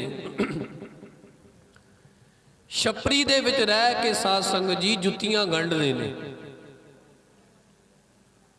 ਜੁੱਤੀਆਂ ਗੰਢਦੇ ਨੇ, ਲੋਕਾਂ ਦੀਆਂ ਜੁੱਤੀਆਂ ਗੰਢਦੇ ਨੇ। ਸੰਸਾਰ ਵੇਖ ਰਿਹਾ ਵੀ ਭਗਤ ਜੀ ਲੋਕਾਂ ਦੀਆਂ ਜੁੱਤੀਆਂ ਸਵਾਰ ਰਹੇ, ਪਰ ਅਸਲ ਦੇ ਵਿੱਚ ਸਾਧ ਸੰਗਤ ਜੀ ਲੋਕਾਂ ਦੀਆਂ ਜੁੱਤੀਆਂ, ਲੋਕਾਂ ਦੇ ਜੋੜੇ ਨਹੀਂ ਸੀ ਭਗਤ ਜੀ ਗੰਢਦੇ। ਉਹ ਤਾਂ ਸਾਧ ਸੰਗਤ ਜੀ ਲੋਕਾਂ ਦੇ ਮਨ ਗੰਢਦੇ ਸੀ। ਆਖੋ ਸਤਨਾਮ ਸ਼੍ਰੀ ਵਾਹਿਗੁਰੂ। ਲੋਕਾਂ ਦੇ ਸਾਧ ਸੰਗਤ ਜੀ ਮਨਾਂ ਨੂੰ ਗੰਢਣ ਵਾਲੇ ਭਗਤ ਰਵਿਦਾਸ ਜੀ। ਜਿਹੜਾ ਵੀ ਆਉਂਦਾ ਉਹਦੀ ਸਾਧ ਸੰਗਤ ਜੀ ਜੁੱਤੀ ਠੀਕ ਕਰਦੇ, ਤੇ ਜੇਕਰ ਉਹ ਪੁੱਛਦਾ ਵੀ ਇਹਦੀ ਭੇਟਾ ਕੀ ਹੈ, ਜਿਹੜਾ ਕੰਮ ਕੀਤਾ, ਤੇ ਸਾਧ ਸੰਗਤ ਜੀ ਉਸ ਬੰਦੇ ਨੂੰ ਰੱਬੀ ਉਪਦੇਸ਼ ਨਾਲ ਜੋੜਦੇ। ਪਰਉਪਕਾਰ, ਭਗਤ ਬੰਦਗੀ ਕਰਦਾ ਹੈ, ਭਗਤ ਬੰਦਗੀ ਕਰਦਾ ਹੈ ਤੇ ਹੋਰਨਾਂ ਨੂੰ ਬੰਦਗੀ ਕਰਨ ਦੀ ਜਾਚ ਸਿਖਾਉਂਦਾ ਹੈ। ਜਿਹੋ ਜਿਹੇ ਬੰਦੇ ਕੋਲ ਤੁਸੀਂ ਬੈਠੋਗੇ ਤੁਹਾਨੂੰ ਉਹੋ ਜੀ ਗੱਲ ਸੁਣਾਏਗਾ। ਚੁਗਲਖੋਰ ਕੋਲ ਜਾ ਕੇ ਬਹਿ ਜਾਓ, ਚੁਗਲਖੋਰ ਕੋਲ ਜਦੋਂ ਜਾ ਕੇ ਬੈਠੋਗੇ ਉਹਨੇ ਚੁਗਲੀਆਂ ਹੀ ਕਰਨੀਆਂ ਨੇ। ਤੁਹਾਡੇ ਕੋਲ ਲੋਕਾਂ ਦੀਆਂ ਚੁਗਲੀਆਂ ਕਰੇਗਾ ਚੁਗਲਖੋਰ। ਸ਼ਰਾਬੀ ਕੋਲ ਜਾ ਕੇ ਬਹਿ ਜਾਓ, ਸ਼ਰਾਬੀ ਨੇ ਸ਼ਰਾਬ ਦੀ ਗੱਲ ਕਰਨੀ ਹੈ। ਜੂਏਬਾਜ਼ ਕੋਲ ਜਾ ਕੇ ਬਹਿ ਜਾਓ, ਉਹ ਜੂਏ ਦੀ ਗੱਲ ਕਰੇਗਾ। ਜਿਸ ਕਿਸਮ ਦੇ ਬੰਦੇ ਕੋਲ ਤੁਸੀਂ ਜਾ ਕੇ ਬੈਠੋਗੇ ਉਹ ਉਸੇ ਤਰ੍ਹਾਂ ਦੀ ਹੀ ਗੱਲ ਕਰੇਗਾ। ਧਰਮੀ ਕੋਲ ਜਾ ਕੇ ਬੈਠੋਗੇ ਧਰਮੀ ਧਰਮ ਦੀ ਗੱਲ ਕਰੇਗਾ। ਗਿਆਨੀ ਕੋਲ ਜਾ ਕੇ ਬੈਠੋਗੇ, ਭਗਤ ਕੋਲ ਜਾ ਕੇ ਬੈਠੋਗੇ, ਉਹ ਭਗਤੀ ਦੀ ਗੱਲ ਕਰੇਗਾ। ਤੇ ਰਵਿਦਾਸ ਭਗਤ ਜੀ ਕੋਲ ਜਦੋਂ ਕੋਈ ਆਉਂਦਾ, ਆਉਂਦੇ ਤਾਂ ਆਪਣੇ ਕੰਮ ਵਾਸਤੇ ਸੀ, ਪਰ ਭਗਤ ਰਵਿਦਾਸ ਜੀ ਨੇ ਨਾਲੇ ਤਾਂ ਉਹਨਾਂ ਦਾ ਕੰਮ ਕਰਨਾ ਤੇ ਨਾਲੇ ਉਹਨਾਂ ਨੂੰ ਸਾਧ ਸੰਗਤ ਜੀ ਪ੍ਰਮਾਤਮਾ ਦੀ ਬੰਦਗੀ ਨਾਲ ਜੋੜਨਾ। ਇਹਨੂੰ ਕਹਿੰਦੇ ਨੇ ਪਰਉਪਕਾਰ, ਸੱਚ ਨਾਲ ਜੋੜਨਾ। ਸੱਚ ਜਦੋਂ ਤੁਰਦਾ ਸਾਧ ਸੰਗਤ ਜੀ ਭੀੜ ਵਿੱਚ ਨਹੀਂ ਤੁਰਦਾ। ਸੱਚ ਦੀ ਖਾਸੀਅਤ ਹੈ, ਜਿਹੜਾ ਬੰਦਾ ਸੱਚ ਲੱਭਣ ਵਾਸਤੇ ਤੁਰੇਗਾ ਨਾ, ਉਹ ਆਪਣੇ ਮਗਰ ਭੀੜ ਨਹੀਂ ਜਮਾ ਕਰਕੇ ਲੈ ਕੇ ਜਾਂਦਾ ਵੀ ਮੈਂ ਸੱਚ ਖਰੀਦਣ ਚੱਲਿਆ। ਸੱਚ ਨੂੰ ਲੱਭਣ ਵਾਸਤੇ ਜੇਕਰ ਤੁਰਦਾ ਹੈ ਤੇ ਇੱਕ ਅੱਧਾ ਹੀ ਤੁਰਦਾ ਹੈ। ਆਖੋ ਸਤਨਾਮ ਸ਼੍ਰੀ। ਇੱਕ ਅੱਧਾ ਹੀ ਬੰਦਾ। ਤੇ ਜਦੋਂ ਬੰਦਾ ਸੱਚ ਲੱਭਣ ਵਾਸਤੇ ਤੁਰਦਾ ਹੈ ਤੇ ਜਦੋਂ ਬੰਦਾ ਸੱਚ ਲੱਭ ਲੈਂਦਾ ਹੈ, ਤੁਰਿਆ ਤਾਂ ਕੱਲਾ ਸੀ ਸੱਚ ਲੱਭਣ ਵਾਸਤੇ, ਪਰ ਜਦੋਂ ਉਹਨੂੰ ਸੱਚ ਲੱਭ ਜਾਂਦਾ ਹੈ ਨਾ, ਫਿਰ ਉਹਦੇ ਮਗਰ ਭੀੜ ਹੁੰਦੀ ਹੈ। ਆਖੋ ਸਤਨਾਮ ਸ਼੍ਰੀ। ਜਦੋਂ ਲੱਭਣ ਤੁਰਿਆ ਸੀ ਸੱਚ, ਉਦੋਂ ਭੀੜ ਨਹੀਂ ਹੁੰਦੀ, ਝੂਠ ਦੇ ਮਗਰ ਭੀੜ ਹੁੰਦੀ ਹੈ। ਜਦੋਂ ਝੂਠ ਕਿਸੇ ਮੁਕਾਮ ਤੱਕ ਪਹੁੰਚਦਾ ਹੈ, ਜਿਸ ਝੂਠ ਦੇ ਨਾਲ ਸਾਧ ਸੰਗਤ ਜੀ ਭੀੜ ਹੁੰਦੀ ਹੈ, ਜਦੋਂ ਝੂਠ ਆਪਣੇ ਮੁਕਾਮ ਤੱਕ ਪਹੁੰਚਦਾ ਹੈ, ਝੂਠ ਦੇ ਮਗਰ ਤੁਰੀ ਹੋਈ ਭੀੜ ਖਤਮ ਹੋ ਜਾਂਦੀ ਹੈ, ਝੂਠ ਇਕੱਲਾ ਹੀ ਰਹਿ ਜਾਂਦਾ ਹੈ। ਪਰ ਜਿਹੜਾ ਮਨੁੱਖ ਸੱਚ ਲੱਭਣ ਵਾਸਤੇ ਤੁਰਦਾ ਹੈ, ਉਹ ਇਕੱਲਾ ਤਾਂ ਭਾਵੇਂ ਜ਼ਰੂਰ ਤੁਰਦਾ ਹੈ, ਪਰ ਜਦੋਂ ਬੰਦਾ ਸੱਚ ਦੇ ਮੁਕਾਮ ਤੇ ਪਹੁੰਚ ਜਾਂਦਾ ਹੈ, ਤੇ ਉਸ ਸੱਚ ਤੇ ਮੁਕਾਮ ਤੇ ਪਹੁੰਚੇ ਹੋਏ ਬੰਦੇ ਦੇ ਪਿੱਛੇ ਸਾਧ ਸੰਗਤ ਜੀ ਲੱਖਾਂ ਕਰੋੜਾਂ ਅਰਬਾਂ ਦੀ ਜਿਹੜੀ ਭੀੜ ਹੈ ਉਹ ਇਕੱਠੀ ਹੋਈ ਹੁੰਦੀ ਹੈ। ਜਿਹੜੀਆਂ ਮੱਖੀਆਂ ਨੇ ਨਾ ਸ਼ਹਿਦ ਦੀਆਂ, ਤੁਸੀਂ ਆਪਣੀ ਪਾਰਕ ਦੇ ਵਿੱਚ ਨਕਲੀ ਫੁੱਲਾਂ ਦੇ ਗੁਲਦਸਤੇ ਭਾਵੇਂ ਲੱਖਾਂ ਪਾ ਦਿਓ, ਰੱਖ ਦਿਓ ਫੁੱਲ ਨਕਲੀ ਹੋਣ, ਪਰ ਸਾਧ ਸੰਗਤ ਜੀ ਜਿਹੜੀ ਮੱਖੀ ਹੈ ਨਾ, ਸ਼ਹਿਦ ਬਣਾਉਣ ਵਾਲੀ ਮੱਖੀ, ਪਏ ਹੋਏ ਹਜ਼ਾਰਾਂ ਨਕਲੀ ਫੁੱਲਾਂ ਦੇ ਉੱਤੇ ਬਹਿ ਕੇ ਸਾਧ ਸੰਗਤ ਜੀ ਰਸ ਨਹੀਂ ਚੂਸਦੀ, ਉਹ ਵੇਖਦੀ ਹੈ ਕਿ ਅਸਲ ਫੁੱਲ ਕਿਹੜਾ ਹੈ, ਅਸਲ ਫੁੱਲ ਉੱਤੇ ਬਹਿ ਕੇ ਰਸ ਚੂਸਦੀ ਹੈ। ਤੇ ਜਿਨ੍ਹਾਂ ਨੇ ਸੱਚ ਨੂੰ ਪਛਾਣਨਾ ਹੈ, ਉਹ ਭਾਵੇਂ ਗਿਣਤੀ 'ਚ ਭਾਵੇਂ ਥੋੜੇ ਹੋਣ, ਪਰ ਸੱਚ ਦੀ ਜਿਹੜੀ ਸੁਗੰਧੀ ਜਦੋਂ ਆਉਣ ਲੱਗ ਜਾਂਦੀ ਹੈ ਨਾ, ਫਿਰ ਲੱਖਾਂ ਲੋਕ ਭੌਰਿਆਂ ਦੀ ਤਰ੍ਹਾਂ ਉਹਨਾਂ ਦੇ ਪਿੱਛੇ ਪਿੱਛੇ ਫਿਰਦੇ ਹੈ। ਇਹ ਅੱਜ ਪ੍ਰਤੱਖ ਹੈ ਭਗਤ ਰਵਿਦਾਸ ਜੀ ਦਾ ਪ੍ਰਕਾਸ਼ ਦਿਹਾੜਾ। ਕੱਲਾ ਇੱਥੇ ਹੀ ਨਹੀਂ ਤੁਸੀਂ ਮਨਾ ਰਹੇ, ਦੁਨੀਆ ਦੇ ਹਰ ਕੋਨੇ ਦੇ ਵਿੱਚ ਅੱਜ ਭਗਤ ਰਵਿਦਾਸ ਜੀ ਨੂੰ ਯਾਦ ਕੀਤਾ ਜਾ ਰਿਹਾ ਹੈ। ਆਪਾਂ ਇਕੱਲੇ ਹੀ ਨਹੀਂ ਆ, ਜਿੱਥੇ ਮਰਜੀ ਨਿਗਾਹ ਮਾਰ ਲਓ, ਵਿਦੇਸ਼ਾਂ ਦੇ ਵਿੱਚ ਸਾਧ ਸੰਗਤ ਜੀ ਭਗਤ ਰਵਿਦਾਸ ਜੀ ਦੇ ਨਾਮ ਦੇ ਝੰਡੇ ਝੂਲ ਰਹੇ ਨੇ। ਆਖੋ ਸਤਨਾਮ ਸ਼੍ਰੀ। ਵਿਦੇਸ਼ਾਂ 'ਚ ਦੁਨੀਆ ਦੀ ਕੋਈ ਕੰਟਰੀ ਐਸੀ ਨਹੀਂ ਜਿੱਥੇ ਭਗਤ ਰਵਿਦਾਸ ਜੀ ਦੀ ਯਾਦ ਨਹੀਂ ਬਣੀਆਂ ਨੇ, ਵੱਡੇ ਪੱਧਰ ਤੇ ਬਣੀਆਂ ਨੇ। ਸੱਚ ਤੁਰਿਆ ਸੀ ਭਗਤ ਰਵਿਦਾਸ, ਸੱਚ ਲੱਭਣ ਵਾਸਤੇ ਤੁਰੇ ਸੀ ਇਕੱਲੇ। ਭਗਤ ਰਵਿਦਾਸ ਜੀ ਨਾਲ ਬਹੁਤੀ ਭੀੜ ਨਹੀਂ ਸੀ। ਉਦੋਂ ਤਾਂ ਦੁਨੀਆ ਦੇ ਲੋਕ ਕਹਿੰਦੇ ਸੀ ਇਹ ਤਾਂ ਬੌਰਾ ਹੋ ਗਿਆ,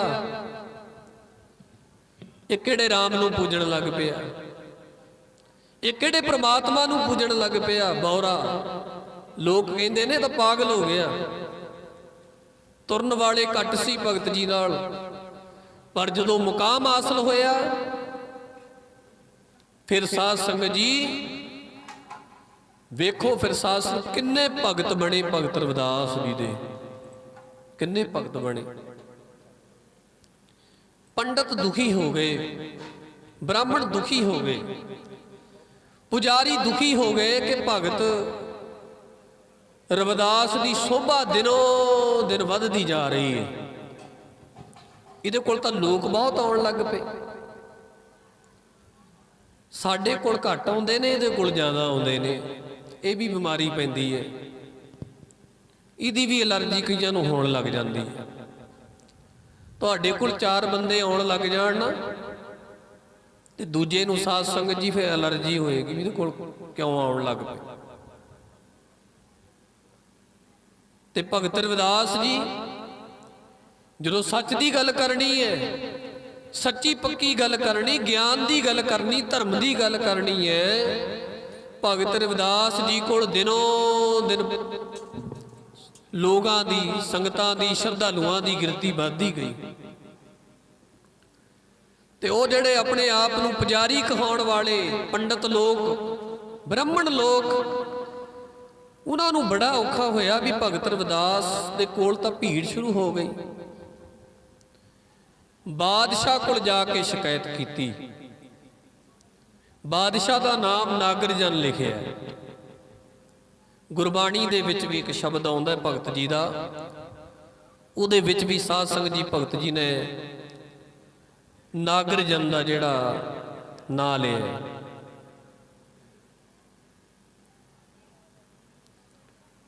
ਨਾਗਰ ਜਨ ਬਾਦਸ਼ਾਹ ਹੈ। ਬਾਦਸ਼ਾਹ ਨੂੰ ਜਾ ਕੇ ਕਹਿੰਦੇ ਨੇ ਕਿ ਆਪਣੇ ਸ਼ਹਿਰ ਦੇ ਵਿੱਚ ਇੱਕ ਰਵਿਦਾਸ ਹੈ, ਲੋਕਾਂ ਦੀਆਂ ਜੁੱਤੀਆਂ ਗੰਢਦਾ ਹੈ ਉਹ, ਪਰ ਉਹ ਲੋਕਾਂ ਨੂੰ ਗੁੰਮਰਾਹ ਕਰ ਰਿਹਾ ਹੈ। ਜਾ ਕੇ ਸ਼ਿਕਾਇਤ ਕੀਤੀ। ਕੁਝ ਨਾ ਕੁਝ ਤਾਂ ਗੱਲ ਬਣਾਉਣੀ ਹੋ ਸੀ ਨਾ। ਕਿਸੇ ਨੂੰ ਬਦਨਾਮ ਕਰਨਾ ਹੋਵੇ, ਜਿਹੜੀ ਮਰਜ਼ੀ ਤੌਹਮਤ ਲਾ ਦਿਓ, ਉਲਟੀ ਕਹਾਂਗੇ ਨਾ, ਕੋਈ ਪੁੱਠੀ ਉਹ ਗੱਲ ਕਰਾਂਗੇ ਨਾ ਜਾ ਕੇ ਵੀ ਦੀ ਬਦਨਾਮੀ ਹੋਵੇ, ਹਟ ਜੇ। ਭਗਤ ਰਵਿਦਾਸ ਜੀ ਦੀ ਸ਼ਿਕਾਇਤ ਕੀਤੀ ਵੀ ਉਹ ਤਾਂ ਲੋਕਾਂ ਨੂੰ ਪੁੱਠੀ ਪੱਟੀ ਪੜ੍ਹਾ ਰਿਹਾ ਹੈ। ਕੰਮ ਤਾਂ ਹੈ ਉਹਦਾ ਜੁੱਤੀਆਂ ਗੰਢਣ ਦਾ, ਜਿਹੜਾ ਕੰਮ ਅਸੀਂ ਕਰਨਾ ਸੀ ਉਹ ਕਰ ਰਿਹਾ, ਸਾਡਾ ਕੰਮ ਉਹਨੇ ਪਕੜ ਲਿਆ। ਨਾਗਰਜਨ ਕਹਿੰਦਾ ਵੀ ਕੀ ਕਰਦਾ ਹੈ? ਉਹ ਕਹਿੰਦੇ ਵੀ ਪਰਮਾਤਮਾ ਦੀ ਭਗਤੀ ਕਰਦਾ ਹੈ, ਲੋਕਾਂ ਨੂੰ ਉਪਦੇਸ਼ ਦਿੰਦਾ ਹੈ। ਅਪਰਾਧ ਥੋੜਾ ਹੈ ਇਹ, ਅਪਰਾਧ ਥੋੜਾ ਹੈ ਵੀ ਆਪ ਭਗਤੀ ਕਰਨੀ ਤੇ ਹੋਰਨਾਂ ਨੂੰ ਕਰਾਉਣੀ, ਅਪਰਾਧ ਥੋੜਾ ਹੈ ਇਹ, ਤਾਂ ਪਰਉਪਕਾਰ ਹੈ। ਇਹ ਪਰਉਪਕਾਰ ਹੈ। ਕਹਿੰਦੇ ਵੀ ਉਹ ਭਗਤੀ ਕਰਦਾ,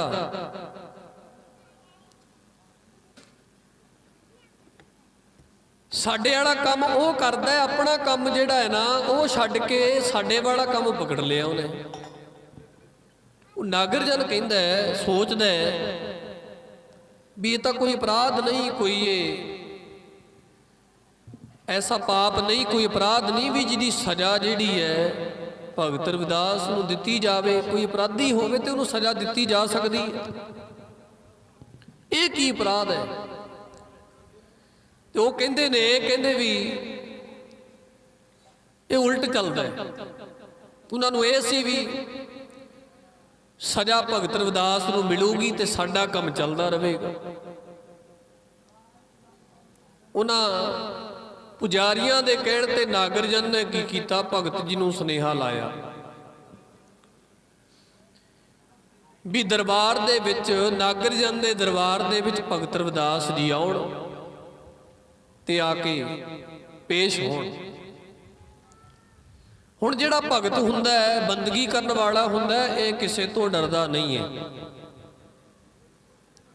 ਰੰਗ ਹੱਸੈ ਰੰਗ ਰੋਵਹਿ, ਚੁੱਪ ਭੀ ਕਰ ਜਾਹੇ, ਪਰਵਾਹ ਨਾਹੀ ਕਿਸੈ ਕੇਰੀ, ਬਾਜ ਸੱਚੇ ਨਾ। ਗੁਰਬਾਣੀ ਕਹਿੰਦੀ ਹੈ ਪਰਮਾਤਮਾ ਦੇ ਪਿਆਰੇ ਰੰਗ ਦੇ ਵਿੱਚ ਹੱਸਦੇ ਐ, ਕਿਸੇ ਦੇ ਹਸਾਇਆ ਉਹ ਹੱਸਦੇ ਨਹੀਂ। ਕੋਈ ਉਹਨਾਂ ਨੂੰ ਲੱਖ ਹਸਾਵੇ ਉਹ ਹੱਸਦੇ ਨਹੀਂ। ਜਦੋਂ ਹੱਸਣਗੇ ਪਰਮਾਤਮਾ ਦੇ ਰੰਗ ਦੇ ਵਿੱਚ ਹੱਸਣਗੇ। ਰੰਗ ਹੱਸੈ ਰੰਗ ਰੋਵਹਿ, ਉਹ ਰਵਾਇਆ ਰੋਂਦੇ ਨਹੀਂ ਹਨ। ਉਹਨਾਂ ਨੂੰ ਭਾਵੇਂ ਲੱਖਾਂ ਯਤਨ ਕੋਈ ਕਰ ਲਵੇ ਰਵਾਉਣ ਦਾ, ਰੱਬ ਦਾ ਪਿਆਰਾ ਕਦੇ ਰੋਂਦਾ ਨਹੀਂ। ਜਦੋਂ ਵੀ ਰੋਵੇਗਾ ਪਰਮਾਤਮਾ ਦੇ ਰੰਗ ਵਿੱਚ ਰੋਵੇਗਾ। ਰੰਗ ਵਿੱਚ ਹੱਸਦਾ ਹੈ, ਰੰਗ ਵਿੱਚ ਰੋਂਦਾ ਹੈ। ਰੰਗ ਹੱਸੈ ਰੰਗ ਰੋਵਹਿ, ਅੱਗੇ ਬਚਨ ਕੀਤਾ ਹੈ ਚੁੱਪ ਭੀ ਕਰ ਜਾਹੇ। ਕਦੇ ਕਦੇ ਚੁੱਪ ਵੀ ਕਰ ਜਾਂਦਾ ਹੈ ਰੱਬ ਦੇ ਪਿਆਰੇ, ਆਪਣੀ ਮੌਜ ਦੇ ਵਿੱਚ ਚੁੱਪ ਵੀ ਕਰ ਜਾਂਦੇ ਰੱਬ ਦੇ ਪਿਆਰੇ। ਰੰਗ ਵਿੱਚ ਹੱਸਦੇ, ਰੰਗ ਵਿੱਚ ਰੋਂਦੇ, ਆਪਣੇ ਪਰਮੇਸ਼ਰ ਦੇ ਰੰਗ ਦੇ ਵਿੱਚ ਕਦੇ ਕਦੇ ਚੁੱਪ ਵੀ ਕਰ ਜਾਂਦੇ ਨੇ। ਪਰ ਧੰਨ ਗੁਰੂ ਸੱਚੇ ਪਾਤਸ਼ਾਹ ਕਹਿੰਦੇ ਪਰਵਾਹ ਨਾਹੀ ਕਿਸੈ ਕੀਰੀ, ਕਿਸੇ ਦੀ ਪਰਵਾਹ ਨਹੀਂ ਕਰਦੇ, ਕਿਸੇ ਤੋਂ ਡਰਦੇ ਨਹੀਂ ਹੈ। ਰੱਬ ਦੇ ਪਿਆਰਿਆਂ ਦੇ ਸਾਹਮਣੇ ਭਾਵੇਂ ਕਿਤਨਾ ਵੀ ਵੱਡਾ ਕੋਈ ਮੌਕੇ ਦਾ ਰਾਜਾ ਮਹਾਰਾਜਾ ਬਾਦਸ਼ਾਹ ਆ ਜਾਵੇ, ਰੱਬ ਦੇ ਪਿਆਰੇ ਨੂੰ ਡਰ ਨਹੀਂ ਹੈ ਕਿਸੇ ਦਾ। ਪਰਵਾਹ ਨਾਹੀ ਕਿਸੈ ਕੇਰੀ, ਕਹਿੰਦੇ ਬਾਜ ਸੱਚੇ ਨਾਹਾਂ। ਸੱਚੇ ਪ੍ਰਮਾਤਮਾ ਤੋਂ ਬਗੈਰ ਰੱਬ ਦਾ ਪਿਆਰਾ ਕਿਸੇ ਤੋਂ ਡਰਦਾ ਨਹੀਂ ਹੈ। ਜੇਕਰ ਡਰਦਾ ਹੈ ਤੇ ਕੇਵਲ ਪ੍ਰਮਾਤਮਾ ਦਾ ਡਰ ਆਪਣੇ ਮਨ 'ਚ ਜ਼ਰੂਰ ਰੱਖਦਾ ਹੈ। ਜਦੋਂ ਖਬਰ ਪਹੁੰਚੀ ਨਾ ਭਗਤ ਰਵਿਦਾਸ ਜੀ ਨੂੰ ਵੀ ਨਾਗਰਜਨ ਹੈ ਨਾ, ਜਿਹੜਾ ਨਾਗਰਜਨ ਬਾਦਸ਼ਾਹ, ਉਹ ਨਾਗਰਜਨ ਬੁਲਾ ਰਿਹਾ ਹੈ, ਕਚਹਿਰੀ ਵਿੱਚ ਪੇਸ਼ ਹੋਣ ਵਾਸਤੇ ਕਿਹਾ। ਹੁਣ ਜੇ ਤਾਂ ਕੋਈ ਆਮ ਬੰਦਾ ਹੋਵੇ ਡਰ ਜਾਵੇ, ਪਰ ਇੱਥੇ ਭਗਤ ਰਵਿਦਾਸ ਜੀ ਨੇ ਡਰੇ ਨਹੀਂ। ਜਦੋਂ ਆ ਕੇ ਦੱਸਿਆ ਨਾ ਵੀ ਬੁਲਾਇਆ, ਖਿੜ ਗਏ। ਕਿਹੜੇ ਕੋਈ ਡਰ ਹੈ ਮਨ ਦੇ ਵਿੱਚ, ਕੋਈ ਭੈ ਨਹੀਂ ਹੈ। ਨਿਰਭਉ ਜਪੈ ਸਗਲ ਭਉ ਮਿਟੈ, ਪ੍ਰਭ ਕਿਰਪਾ ਤੇ ਪ੍ਰਾਣੀ ਛੁਟੈ। ਸ਼੍ਰੀ ਗੁਰੂ ਅਰਜਨ ਦੇਵ ਮਹਾਰਾਜ ਜੀ ਕਹਿੰਦੇ ਜਦੋਂ ਨਿਰਭਉ ਨੂੰ ਜਪਣਾ ਸ਼ੁਰੂ ਕਰ ਦਿੱਤਾ ਨਾ, ਨਿਰਭਉ ਜਪੈ, ਨਿਰਭਉ ਨੂੰ ਜਪ ਕੇ ਉਹ ਪ੍ਰਮਾਤਮਾ ਜਿਹੜਾ ਬੇਖੌਫ ਹੈ, ਉਹ ਪ੍ਰਮਾਤਮਾ ਜਿਹਨੂੰ ਕਿਸੇ ਦਾ ਡਰ ਨਹੀਂ ਹੈ, ਐਸੇ ਪ੍ਰਮਾਤਮਾ ਨੂੰ ਜਪ ਕੇ ਨਿਰਭਉ ਜਪੈ ਸਗਲ ਭਉ ਮਿਟੈ। ਸਾਰੇ ਡਰ ਦੂਰ ਹੋ ਜਾਂਦੇ ਨੇ ਰੱਬ ਨੂੰ ਜਪ ਕੇ। ਤੇ ਭਗਤ ਰਵਿਦਾਸ ਜੀ ਜਪਦੇ ਨੇ ਰੱਬ ਨੂੰ। ਇੱਕ ਰੰਚਕ ਮਾਤਰ ਵੀ ਭਗਤ ਰਵਿਦਾਸ ਜੀ ਦੇ ਮਨ ਦੇ ਵਿੱਚ ਡਰ ਨਹੀਂ ਆਇਆ ਵੀ ਮੈਨੂੰ ਰਾਜੇ ਨੇ ਪੇਸ਼ ਹੋਣ ਵਾਸਤੇ ਕਿਹਾ। ਜੇ ਕੋਈ ਆਮ ਬੰਦਾ ਹੁੰਦਾ ਡਰ ਜਾਂਦਾ। ਜਦੋਂ ਭਗਤ ਜੀ ਤੁਰੇ, ਸਾਰੇ ਨਗਰ ਵਿੱਚ, ਸ਼ਹਿਰ ਵਿੱਚ ਰੌਲਾ ਪੈ ਗਿਆ ਵੀ ਭਗਤ ਰਵਿਦਾਸ ਜੀ ਨੂੰ ਨਾਗਰ ਜਨ ਨੇ ਆਪਣੇ ਦਰਬਾਰ ਵਿੱਚ ਪੇਸ਼ ਹੋਣ ਵਾਸਤੇ ਕਿਹਾ। ਲੋਕ ਤਰ੍ਹਾਂ ਤਰ੍ਹਾਂ ਦੀਆਂ ਗੱਲਾਂ ਬਣਾਉਂਦੇ ਨੇ, ਲੋਕ ਤਰ੍ਹਾਂ ਤਰ੍ਹਾਂ ਦੇ ਬੋਲ ਬੋਲਦੇ ਨੇ, ਆਪੋ ਆਪਣੀ ਜ਼ੁਬਾਨ ਬੋਲਦੇ ਐ।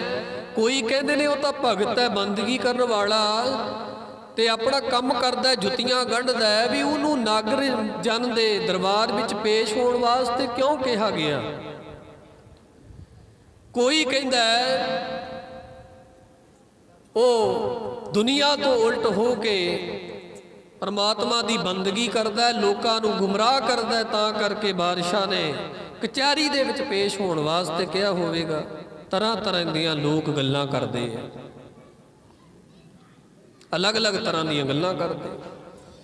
ਭਗਤ ਰਵਿਦਾਸ ਜੀ ਜਦੋਂ ਨਾਗਰ ਜਨ ਦੇ ਸਾਧ ਸੰਗਤ ਦੀ ਦਰਬਾਰ 'ਚ ਪਹੁੰਚੇ,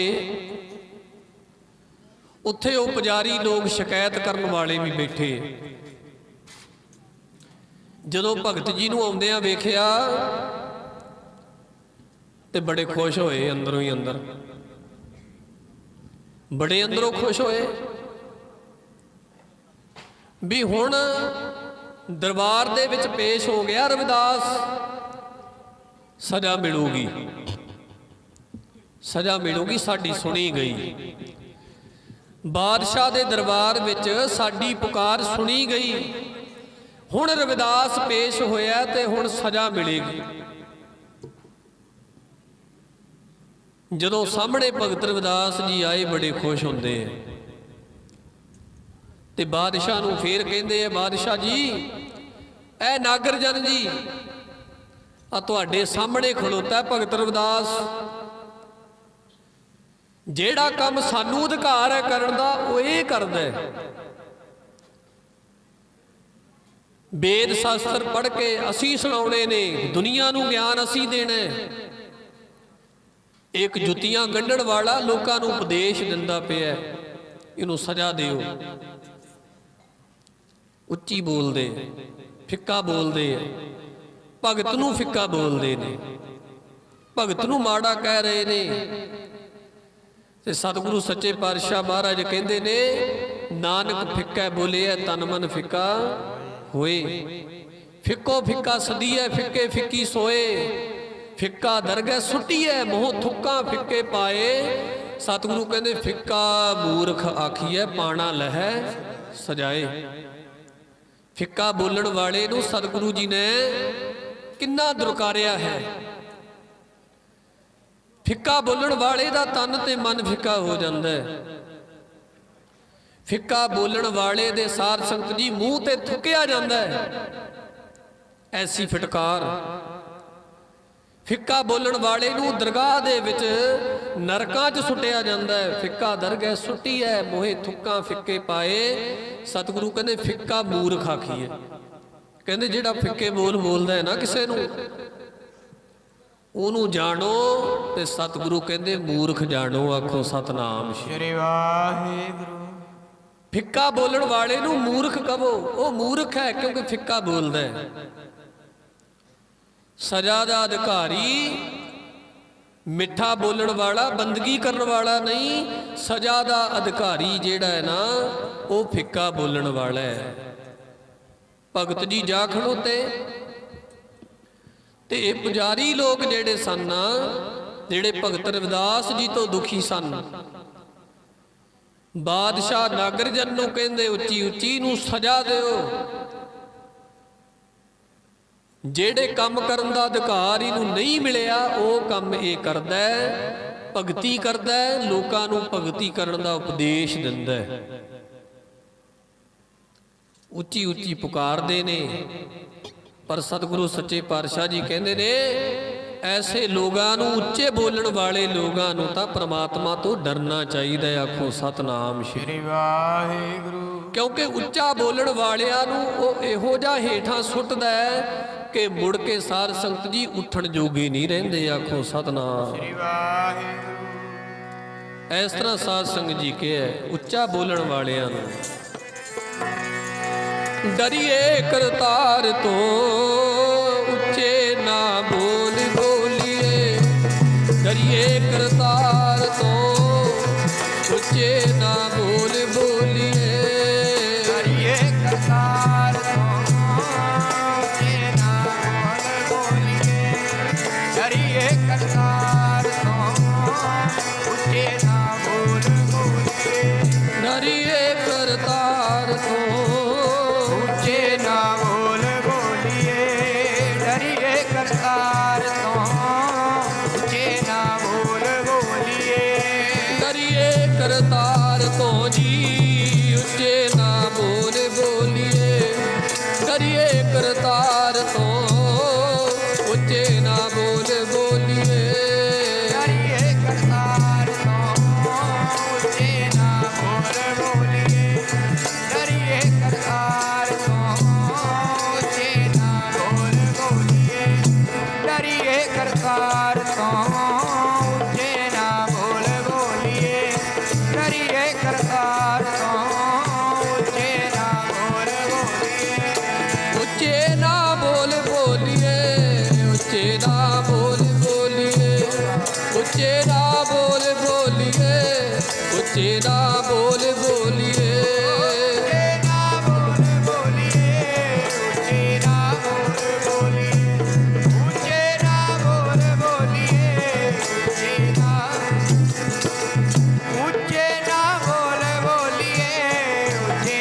ਬੋਲ ਬੋਲੀਏ।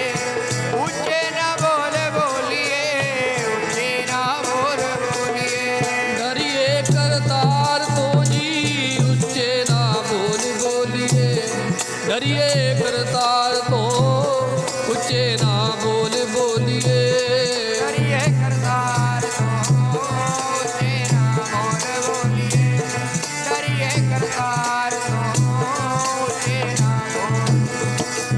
ਡਰੀਏ ਕਰਤਾਰ ਤੋਂ, ਉੱਚੇ ਨਾ ਬੋਲ ਬੋਲੀਏ। ਡਰੀਏ ਕਰਤਾਰ ਤੋਂ, ਉੱਚੇ ਨਾ ਬੋਲ ਬੋਲੀਏ। ਉੱਚੇ ਬੋਲ ਬੋਲਣ ਵਾਲਿਆਂ ਨੂੰ ਪ੍ਰਮਾਤਮਾ ਤੋਂ ਡਰਨਾ ਚਾਹੀਦਾ ਹੈ। ਕਿਉਂ ਸਾਧ ਸੰਗਤ ਜੀ, ਉੱਚੇ ਬੋਲ ਬੋਲਣ ਵਾਲਿਆਂ ਨੂੰ ਪ੍ਰਮਾਤਮਾ ਅਕਾਲ ਪੁਰਖ ਐਸੀ ਮਾਰ ਮਾਰਦਾ ਹੈ ਕਿ ਮੁੜ ਕੇ ਉੱਠਣ ਜੋਗਾ ਨਹੀਂ ਛੱਡਦਾ। ਭਗਤ ਜੀ ਸੁਣਦੇ ਗਏ, ਸੁਣਦੇ ਗਏ। ਨਾਗਰਜਨ ਨੇ ਸਾਧ ਸੰਗਤ ਜੀ, ਉਹ ਪੁਜਾਰੀ ਲੋਕ, ਬ੍ਰਾਹਮਣ ਲੋਕ ਜਿਹੜੇ ਭਗਤ ਜੀ ਤੋਂ ਦੁਖੀ ਸਨ, ਜਿਹੜੇ ਸਾਧ ਸੰਗਤ ਜੀ ਲੋਕਾਂ ਨੂੰ ਗੁੰਮਰਾਹ ਕਰ ਰਹੇ ਸੀ, ਉਹਨਾਂ ਦੀ ਸੁਣ ਕੇ ਨਾਗਰਜਨ ਭਗਤ ਰਵਿਦਾਸ ਜੀ ਨੂੰ ਕਹਿੰਦਾ ਵੀ ਇਹ ਲੋਕ ਜੋ ਕਹਿੰਦੇ ਨੇ ਇਹ ਸੱਚ ਹੈ। ਭਗਤ ਰਵਿਦਾਸ ਜੀ ਕਹਿੰਦੇ ਇਹ ਜੋ ਕਹਿੰਦੇ ਨੇ ਠੀਕ ਕਹਿ ਰਹੇ। ਮੈਂ ਬੰਦਗੀ ਕਰਦਾ, ਪਰਮਾਤਮਾ ਦੀ ਬੰਦਗੀ ਮੈਂ ਕਰਦਾ, ਇਹ ਸੱਚ ਕਹਿ ਰਹੇ ਨੇ। ਪਰ ਭਗਤ ਰਵਿਦਾਸ ਜੀ ਕਹਿੰਦੇ ਨੇ, ਬਾਦਸ਼ਾਹ ਮੈਂ ਇੱਕ ਗੱਲ ਪੁੱਛਣੀ ਚਾਹੁੰਦਾ ਕਿ ਭਗਤੀ ਬੰਦਗੀ ਕਰਨੀ, ਭਗਤੀ ਕਰਨੀ ਮੈਨੂੰ ਹੱਕ ਨਹੀਂ ਹੈ? ਕੀ ਬੰਦਗੀ ਕਰਨ ਦਾ ਹੱਕ ਮੈਨੂੰ ਨਹੀਂ ਹੈ? ਭਗਤ ਜੀ ਨਾਗਰਜਨ ਨੂੰ ਜਿਹੜਾ ਇਹ ਸਵਾਲ ਕਰ ਰਹੇ। मैं पुछना चाहना मेरे विच की कमी है कि मैं परमात्मा की बंदगी नहीं कर सकता, मैं परमात्मा की बंदगी का उपदेश नहीं दे सकता, मेरे विच की कमी है? भगत जी सवाल करते। एक शब्द उचारण किया भगत रविदास जी ने मलार राग दे विच उत्थे नागर जन के दरबार च गुरबाणी च आउंदा है।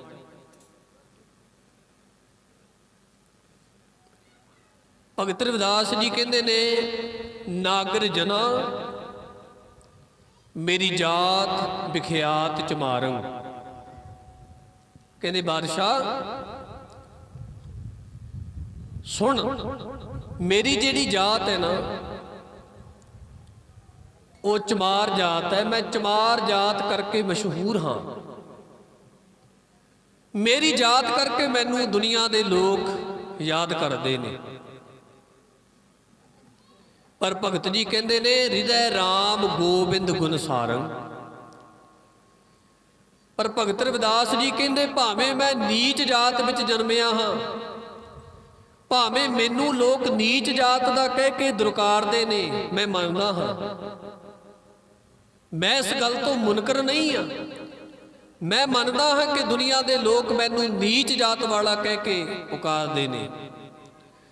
पर भगत रविदास जी कहते ने मैं अपने मन दे विच, मैं अपने मन दे अंदर सर्व व्यापक परमात्मा परमेश्वर वाहिगुरू जी नूं सिमरदा हाँ ते परमात्मा दियां नेकियां याद करदा। मैं परमात्मा दे गुण चेते रखदा हाँ ते परमात्मा दे गुण परमात्मा दियां चंगियाइयां मैं अपने चित्त विच अपने मन विच याद रखदा ते लोगां ताईं संसार दे लोकां ताईं मैं उपदेश दिंदा। जात करके भावें मैं नीवा हाँ, जात करके भावें मैं नीवा हाँ, पर भगत रविदास जी कहते मैं उच्च परमात्मा उच्च पदवी वाले परमात्मा का नाम जपदा। अगे एक उदाहरण दी है, एक प्रमाण दिता भगत जी ने। भगत जी कहते सुरसरी सलल कृत बारनी रे। सुरसरी सलल कृत बारनी रे, संत जन करत नहीं पानंग। कहते ने भगत जी कहते ने जिहड़ा गंगा दा पानी नागर जन नूं कह रहे बादशाह, सारे वो विद्वान भी सुन रहे हैं जिहड़े कहते विद्वान आ सी। पर भगत जी का यह उपदेश उन्हां विद्वानां नूं मात पा रहा सी। उस वेले नीवियां पै रही सन। जिहड़े वेद शास्त्र पढ़े हुए ब्राह्मण साध संगत जी, वो भगत जी के इस उपदेश नूं सुन के नीवियां पाई बैठे सन। भगत रविदास जी कहते बादशाह सुनो, सुरसरी सल कृत बारनी रे। भगत रविदास जी कहते बादशाह गंगा दे पानी नाल शराब बनी होवे, गंगा दे पानी नाल शराब तैयार की होवे। हुण गंगा दा पानी पवित्र मनदे ने। हिंदू धर्म दे विच गंगा दे पानी नूं बहुत ज़्यादा महानता दिती है भी गंगा दा पानी पवित्र है। भावें कि हज़ारां नदियां नाले गंदे पानी दे गंगा दे विच पैंदे, पर उस पानी नूं गंगा दे पानी नूं लोगां ने पवित्र मन्निया होया है। ते साध संगत जी भगत जी कहते ने गंगा दे पानी पवित्र पानी नाल, गंगा दे पवित्र पानी दे नाल भगत रविदास जी कहते शराब तैयार की होवे। ते भगत जी कहते ने बादशाह संत जन करत नहीं पानन। भावें पवित्र पानी दे नाल पवित्र गंगा दे जल नाल शराब बनी होवे, पर रब दे प्यारे उस शराब नूं पींदे नहीं। भावें गंगा दे पानी नाल बनी जरूर है, पर वो शराब है, वो मद है, नशा है। रब दे प्यारे उस शराब नूं नहीं पींदे, भावें गंगा दे पानी नाल बनी होवे। पर भगत जी कहते नागर जन ए बादशाह कहते ने सुरा अपवित्र नत अवर जल रे। गंगा दे पानी नाल बनी शराब रब दे प्यारे नहीं पींदे, पर भगत जी कहते सुरा अपवित्र नत अवर जल रे। कहते मलीन शराब दारू, कहते मलीन वो शराब नहीं सबदा पानी भी जेकर गंगा दे पानी विच मिल जे ना तां मिटदा सी छेती किते ते ना ही वो पत्ते गलदे सन। भगत रविदास जी कहते ताड़ी दा दरख्त उहदे विचों निकलदी है शराब, माड़ा मनदे है, पर भगत जी कहते उहदे विच एक गुण भी है भाई। उन्हां पत्तियां दे उस ताड़ी दे दरख्त दे पत्तियां दे उत्ते वेद ग्रंथां दे मंत्र लिखे जाते ने। वो ताड़ी दे दरख्त दे पत्ते पूजन योग भी ने। ते इसे तरह भगत रविदास जी अगे वचन कीता भगत भागवत लिखी है तय उपरे पूजीए कर नमस्कार। कहते ताड़ी नूं माड़ा कहण वाले तां सारे है, ये कह के भी तो शराब निकलती है, पर भगत जी कहते भगत भागवत लिखी है तय उपरे। कहते जदों उस ताड़ी दे दरख्त दे पत्ते उत्ते भगत भगवत परमेश्वर की भगती बंदगी दे लफ्ज लिखे गए, फिर की बन गया। कहते ने पूजीए कर नमस्कार। फिर उन्हां पत्तियां नूं जिन्हां दे उत्ते भगती दे बोल लिखे ने, वो ताड़ी दे दरख्त दे पत्तियां नूं नमस्कारां कीतियां जांदियां। आखो सतनाम श्री वाहिगुरू। है माड़ा है माड़ा है, पर उहदे उत्ते भगती लिखी गई, की बन गया जी पूजन योग बन गया। ते भगत जी कहते गंगा दा पानी शराब कड्डी उहदे नाल वो पूजन योग नहीं, पर शराब वाला पानी गंगा च मिल के की बन गया जी पवित्र। ते भगत जी कहते अगे सुनो, हुण मेरी गल सुन लो। ये जिहड़े बैठे ने ना ये सारे कहते भी ये बंदगी नहीं कर सकता। आखिर क्यों नहीं कर सकता? ये माड़ी जात च पैदा होया। ये दो प्रमाण भगत जी ने पहला रखते, बस वो मोहर लाती ना, जंदरा मारता। हूं बोलन जोगे तो रहे नहीं, बोलन जोगे नहीं रहे। भगत रविदास जी कहते हुण मेरी सुन लो, मैं माड़ा हाँ मनदा, मेरी जात कमीनी पात कमीनी ओछा जन्म हमारा। मैं मनदा है कि मैं माड़ी जात च पैदा होया, दुनिया के लोग मैनू माड़ा कहते ने, मैं मनदा हाँ। पर भगत जी कहते नागर जन मेरी गल सुन, ये अपनी जगह सच्चे होणगे, पर मेरी गल सुनो। भगत जी कहते मेरी जात कुट बांडला ढोर टोबंता। कहते जेड़ी जात विच मैं पैदा होया ना बादशाह, मेरा जिहड़ा पेशा है, मेरी जिहड़ी जात है, मेरा जिहड़ा कम है, वो चमड़े नूं कुटना है। ते चमड़े नूं कुट के वढ़ के उहदियां जुत्तियां जोड़े बना के लोकां नूं वेचना है। मेरी जात कुट बांडला ढोर ढवंता। मरे पशुआं दे चब नूं सही करके उहदियां जुत्तियां बनाउणा मेरा काम है, जिन्हों दुनिया दे लोग माड़ा कहंदे ने। ते कहंदे ने नित है बनारसी आस पासा। बनारस बनारस शहर दे विच रहिंदे सी ना भगत रविदास जी, भी बनारस शहर दे आस पास ये मेरा काम है। मरे हुए पशुआं दी खल तो जुत्तियां बना के उन्हां जुत्तियां नूं वेचना जां गंढना, ये मेरा काम है। इस कब नूं इस जात नूं दुनिया दे लोग माड़ा कहंदे ने, पर भगत जी कहंदे ने, कहंदे आप विपर प्रधान ते करहै डंडौत, तेरे नाम सरणाए रविदास दासा।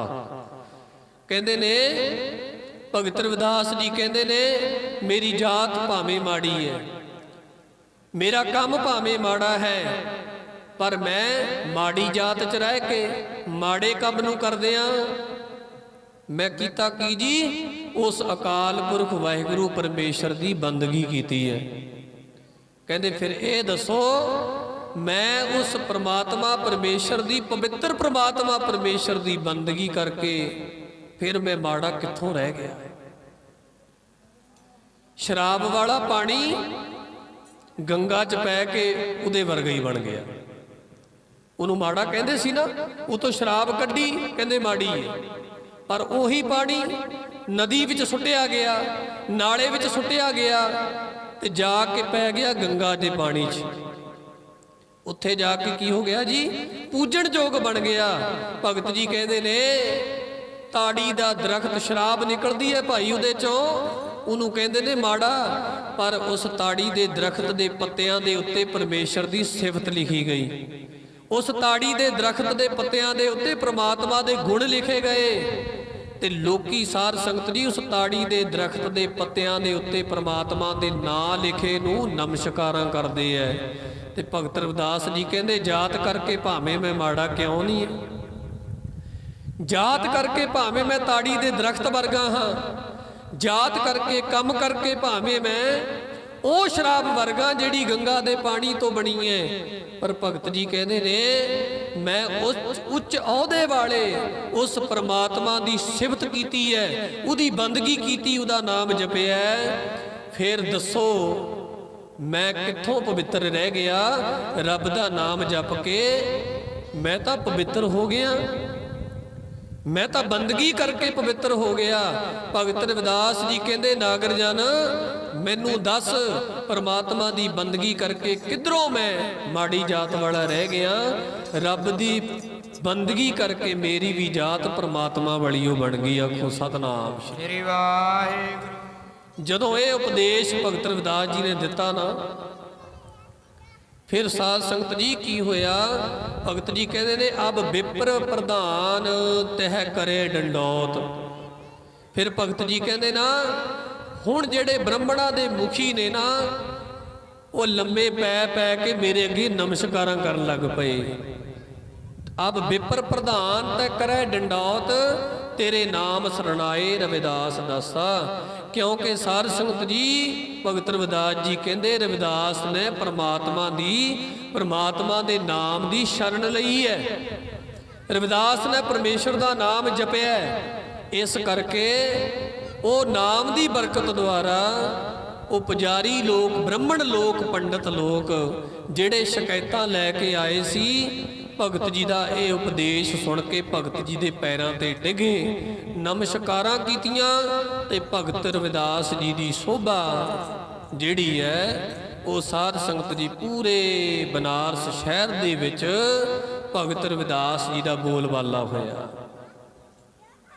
ਐਸੀਆਂ ਅਨੇਕਾਂ ਘਟਨਾਵਾਂ ਨੇ ਜਿਨ੍ਹਾਂ ਦੇ ਵਿੱਚ ਭਗਤ ਰਵਿਦਾਸ ਜੀ ਨੇ ਸਮਝਾਉਣ ਦਾ ਯਤਨ ਕੀਤਾ। ਭਾਈ ਪਰਮਾਤਮਾ ਦੀ ਬੰਦਗੀ ਸਭ ਤੋਂ ਉੱਚੀ ਹੈ, ਪਰਮਾਤਮਾ ਦਾ ਨਾਮ ਸਭ ਤੋਂ ਉੱਚਾ ਹੈ। ਜਿਹਨੇ ਵੀ ਪਰਮਾਤਮਾ ਦਾ ਨਾਮ ਜਪਿਆ ਉਹ ਬੰਦਾ ਭਾਵੇਂ ਜਾਤ ਕਰਕੇ ਨੀਵਾਂ ਕਿਉਂ ਨਾ ਹੋਵੇ, ਅਕਾਲ ਪੁਰਖ ਦਾ ਨਾਮ ਜਪ ਕੇ ਉਹ ਬੰਦਾ ਉੱਚਾ ਹੋ ਜਾਂਦਾ ਹੈ। ਆਪਸ ਪੂਜੋ ਜਾਣੇ ਨੀਚਾ, ਸੋ ਗਨੀਐ ਸਭ ਤੇ ਉੱਚਾ। ਭਗਤ ਰਵਿਦਾਸ ਜੀ ਨੇ ਸੰਸਾਰ ਦੇ ਲੋਕਾਂ ਨੂੰ, ਦੁਨੀਆ ਦੇ ਲੋਕਾਂ ਨੂੰ ਭਗਤੀ ਦਾ ਰਾਹ ਵਿਖਾਇਆ। ਸੱਚ ਤੇ ਚੱਲੇ ਨੇ ਭਗਤ ਰਵਿਦਾਸ ਜੀ, ਔਰ ਕਿਰਤ ਕਰਕੇ, ਬੰਦਗੀ ਕਰਕੇ ਭਗਤ ਰਵਿਦਾਸ ਜੀ ਨੇ ਦੁਨੀਆ ਦੇ ਲੋਕਾਂ ਨੂੰ ਇਹ ਉਪਦੇਸ਼ ਦਿੱਤਾ ਭਾਈ ਕਿ ਕੋਈ ਜਾਤ ਕਰਕੇ ਭਾਵੇਂ ਨੀਵਾਂ ਹੋਵੇ, ਜਾਤ ਕਰਕੇ ਭਾਵੇਂ ਕੋਈ ਉੱਚਾ ਹੋਵੇ, ਪਰ ਪਰਮਾਤਮਾ ਅਕਾਲ ਪੁਰਖ ਦੀ ਬੰਦਗੀ ਕਰਕੇ ਉਹ ਉੱਚਾ ਹੋ ਸਕਦਾ ਹੈ। ਇਸ ਕਰਕੇ ਕਿਸੇ ਨੂੰ ਆਪਣੀ ਜਾਤ ਦਾ ਅਭਿਮਾਨ ਨਹੀਂ ਕਰਨਾ ਚਾਹੀਦਾ, ਕਿਸੇ ਨੂੰ ਆਪਣੀ ਜਾਤ ਦਾ ਹੰਕਾਰ ਨਹੀਂ ਕਰਨਾ ਚਾਹੀਦਾ। ਜਾਤ ਕਰਕੇ ਕੋਈ ਉੱਚਾ ਨਹੀਂ ਹੈ, ਕਰਮਾਂ ਕਰਕੇ ਆਪਾਂ ਉੱਚੇ ਨੀਵੇਂ ਹਾਂ। ਜਿਹੋ ਜਿਹਾ ਕੰਮ ਆਪਾਂ ਸੰਸਾਰ 'ਚ ਕਰਦੇ ਹਾਂ ਉਹ ਜੀ ਆਪਾਂ ਜਾਤ ਦੇ ਅਧਿਕਾਰੀ ਹਾਂ। ਭਗਤ ਰਵਿਦਾਸ ਜੀ ਦੇ ਅਨੇਕਾਂ ਸ਼ਬਦ ਆਉਂਦੇ ਨੇ, ਅਨੇਕਾਂ ਕੌਤਕ ਆਉਂਦੇ ਨੇ ਭਗਤ ਰਵਿਦਾਸ ਜੀ ਦੇ, ਜਿਨ੍ਹਾਂ ਦੇ ਵਿੱਚ ਭਗਤ ਰਵਿਦਾਸ ਜੀ ਨੇ ਦੁਨੀਆ ਨੂੰ ਸੇਧ ਦਿੱਤੀ ਹੈ, ਉਹ ਸਾਡੇ ਸਾਹਮਣੇ ਹੈ। ਅਕਾਲ ਪੁਰਖ ਵਾਹਿਗੁਰੂ ਜੀ ਨੇ ਆਪਣੇ ਪਿਆਰੇ ਭਗਤ ਰਵਿਦਾਸ ਜੀ ਨੂੰ ਸਦਾ ਹੀ ਉੱਚਾ ਚੁੱਕਿਆ ਹੈ। ਆਪਣੇ ਸ਼ਬਦ ਵਿੱਚ ਭਗਤ ਜੀ ਨੇ ਇਹ ਬਿਆਨ ਵੀ ਕੀਤਾ ਹੈ, ਐਸੀ ਲਾਲ ਤੁਝ ਬਿਨ ਕੌਣ ਕਰੈ ਗਰੀਬ ਨਵਾਜ, गुसैया मेरा मत है छत्र तरह, जाकी शोत जगत को लागै तां पर तू ही टरै।